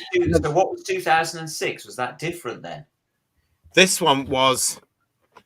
Oh yeah, it doesn't work. But if you press there, it made a noise. What's the noise? Like a lot of them now. Yeah, this was a time travel sound effect TARDIS, a hollow organic milk chocolate egg with organic soft chocolate filled discs. Oh, it's organic as well. Yeah, so that was that one, and as you can see, it's actually quite nice, isn't it? Look at that. It's pretty cool. You see, you're lucky you kept the boxes. Both that one and the 2005 one, they look like the DVD, the original DVD. That's what I was just thinking of. It's the Eccleston TARDIS, isn't it? The Eccleston Tennant TARDIS. You know, it's all there for you. Yeah. Is he back on yet? No. Okay. No, I don't know what's going on. What's the only merchandise I've ever seen from the 1980s was the annual from Colin Baker, and there was a wallpaper with Peter Davison. Yeah. The wallpaper's 1980. That's the only one I've ever seen ever from that era. The Peter Davison wallpaper was superb, and it's such a shame that it's really hard to get hold of that Peter Davison wallpaper. Yeah, I saw a roll of it once in a shop window, like a few years back, and I was like, I was looking at the price, boy. Yeah, this again is Marks and Spencer's. This is from Matt Smith's time, as you can see by the logo here. Yeah, and it's a very squishy red Dalek from that Dalek one. What was that Dalek one called, Spacebookers? Is that? I don't like those Daleks. Victory of the Daleks. Daleks, yeah. This included a milk chocolate egg with chocolate discs and 2 sheets of cool stickers. I don't know what's in there because I've never opened it, but that one's a blue version. If you can see that one there as well. So the 2 versions there, and apart from that, they also did teeny weeny versions like this. Oh, bless! You had a black one there. This was a soft chocolate filled disc and hollow milk chocolate spheres. That was obviously from Tennant's time, and then you got a bronze one there. The old days of television where they would do this to you. See, I can't brass. And then there was a TARDIS. Again, quite nice. These are just what's inside. Just literally. They light up. It doesn't light up, Matt. No. What's inside? A soft chocolate-filled disc and hollow milk chocolate spheres. But they're quite sweet, and you don't get them now, obviously, because the show's not popular. But I was going to say, the question is, what is this year's Easter egg? There isn't one. Yeah, look, I've opened it. No, there's the egg. Chibnall laid an egg. That's. And there's the chocolates. Oh wow! Those are like the little Christmas decorations that were out in the 70s and 80s. They are. They're quite sweet, actually. There's several of them in there, but there you go. That's that for you. And hopefully, there he is back. Are you there? You're on mute. I remember in about 2006 there was a Dalek that had a pottery Dalek. I think I've got it still somewhere. Sort of a black pottery Dalek with an egg in it. Am I right? Am I remembering that correctly? You are, and I've got it. He's got everything. Like an egg cup. Talk amongst yourself for a minute while I find it. I used to love that one. Can you hear me, everybody? Yeah, we've got you down. Oh, he's there. Is he there? I've got it somewhere. I am back. I thought my internet had gone down completely, but I think it's just the PC. I'm not sure what's going on. But thanks for holding the fort, everybody. We're really happy talking plans. It was going so well, wasn't it? So nobody's noticed. Don't worry. Nobody noticed. Spotted that. We're all having fun. I can't see you there. Where are you? No, I've done it. The camera's actually working, so I'm going to try and get that on in a couple of minutes. Okay, where were we? We were looking at some nice pictures. You were showing us chocolate. Which I don't think I can access from here, which is a great shame because we did have some lovely pictures. But JT, you've been showing people your wondrous collection there. Yes, we've been ad-libbing like crazy, so we're really pleased Thank with that. you. So. Thank you, everybody. Yeah, I don't know what's going on, so I'm going to go and look into that in a couple of minutes. Can I just say to Jack Thursby as well, send me a private message. Oh, there you go. Okay. Yes. Yeah, let's have a look and see what's going on in the chat to wind us down. Mustache says, Moons of Madness. Have a great Easter, everyone. Thank you. Oh, we didn't see that. Thanks for Happy Easter, spending all this time Happy with us. Easter. Happy Easter. Spring Festimus. Vegan Egg. 2022. Quite right. Yeah. Let's see if I can get this on. There we are. There Hey, I'm back. Hey! Okay. Looks like the power's down too. It's got red in his a mouth. Skittles What's going on Dalek there? if we get rid of the female one. He looks like the cyber. It does, yeah. Delete. What else? Let's have a look. That one. Problem being says even the Easter egg Dalek looks better than the Chibnall Dalek. That's true. And, Tell me Mark about it. Milford. I can't even tell you what a QVC, Chibnall Dalek looks like. For Doctor Who fans, you would all be rich. Yes, let's see if I can get one. Let's see if I can get the pictures up in some form or another. Just I'll whistle. I don't know any Easter songs. Can you think of any? There aren't any tunes associated with No. there It's aren't not like really. Christmas, is it? It's not like No, it's I not. can't do anything about it. Bear with me just one moment, everybody, because it would be a shame not to reveal at least one of these, because I'd never seen this before. You mentioned it a moment ago, actually, come to think of it, JT. And this is probably the nicest Easter egg connected with Is the anything. Dalek invasion of Earth? Doctor I Who, do hope so. Because there's people let in the alone chat connected with who Doctor Who want I've to ever see seen. Dalek egg. Well, one moment, and I can confirm this is Dalek related. And no, it hasn't worked. Hold on. There with. Not The working. best laid plans and all that. Okay, so yes, earlier on you mentioned the Sushard Dalek, didn't you, with Peter Davison on it, but that wasn't the only one. There was another item which is possibly even prettier, which I hadn't seen ever until about 3 days ago when I went researching, and it looks a little like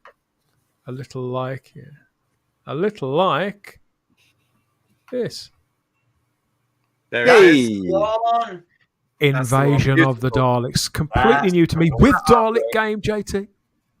Yeah, absolutely gorgeous. And I wish I'd been allowed as a little boy to have both of those, because that would have just. I did see one, actually. I did see one, and I think it may have been the Who shop. Alex will correct me if I'm wrong.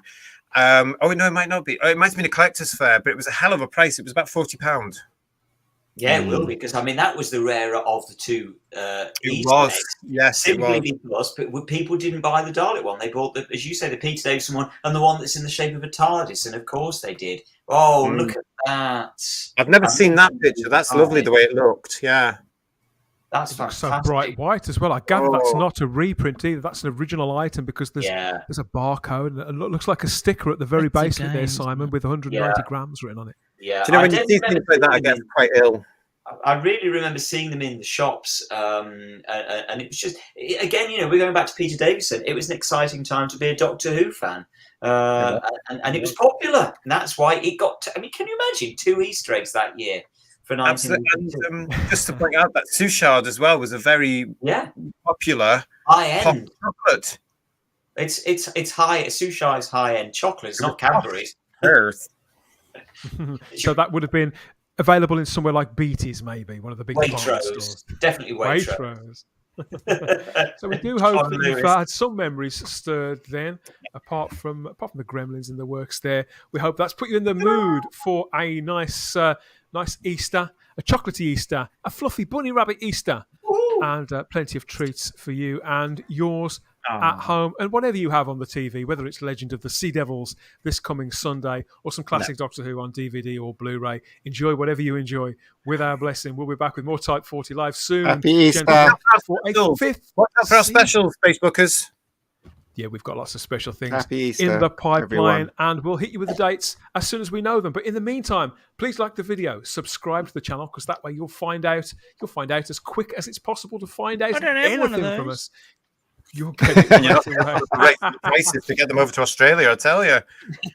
But thank you, everybody. Thank you for watching. Thank you for all the comments over the last few months. This has been a long run. 5.5 months of concentrated live streams. That little break for Christmas. Season 4, I think, has been our strongest yet. And yet we've only just started. Can't wait to come back for more to take us right the way through to the 49th anniversary. And then we'll be within kissing distance, won't we, of a socially distanced kiss of the 60th anniversary year. And we'll be counting down the months with you here, all for the love of Doctor Who and subscribe. Common sense too. Matt, thanks for joining us this time. I hope you've had a blast. Good to catch you. Absolutely. Thank you. Hopefully I'll be allowed back. Happy Easter to you, my friend. No, so what's Happy the time? Easter, It's about pal. 6:30. Yeah, it's Good Friday. Morning? Yep. Happy Good Friday to you, Good mate. Friday. Happy Good Friday. Happy Easter, Matt. Love you guys. Great. Thank you. Simon, I'm impressed that you've made it through the duration. I'm It's impressed. great I to have can't you believe back. His ears are still upright. He's still they're there. still perked. But all our best for your continued recovery. I'm delighted you could make it because it wouldn't have been the same without you. I look forward to spending more time with you in the next few weeks, in the next podcasts and live streams or whatever else that we put together. And Ian, as always, thank you for your insight, your barbed wit, and your experience, the weight of your experience, and the breadth of your geekiness. Exactly. No bounds, Got the mate. wrong time machine on my T-shirt, but hey, what can I do? Well, he's on brand. He's on brand. What can you say? What can you say? And JT there in the Doctor Who loft, as always, mate. Thank you so much Chief. for your conversation and your barbed wit You're very and welcome. analytical mind. Let's get on with it. Come on. And thank Let's you, go. Dan. Let's- Thank you, Yeah, Dan. the eggs are getting warm, aren't they? Yeah, thank you to everybody for watching, Thanks for to you, commenting, Dan. for liking, for sharing, for subscribing, and for hitting the cloister bell in advance. We're going to see you back here for more Type 40 Live. Bye-bye, as soon as we can. Facebookers. Keep an eye out. Enjoy your Easter. Enjoy whatever Happy you're Easter. going to watch over the weekend. And we'll speak to you all again soon. Take care. Happy Easter. Bye. And Happy Easter. Bye-bye. Bye.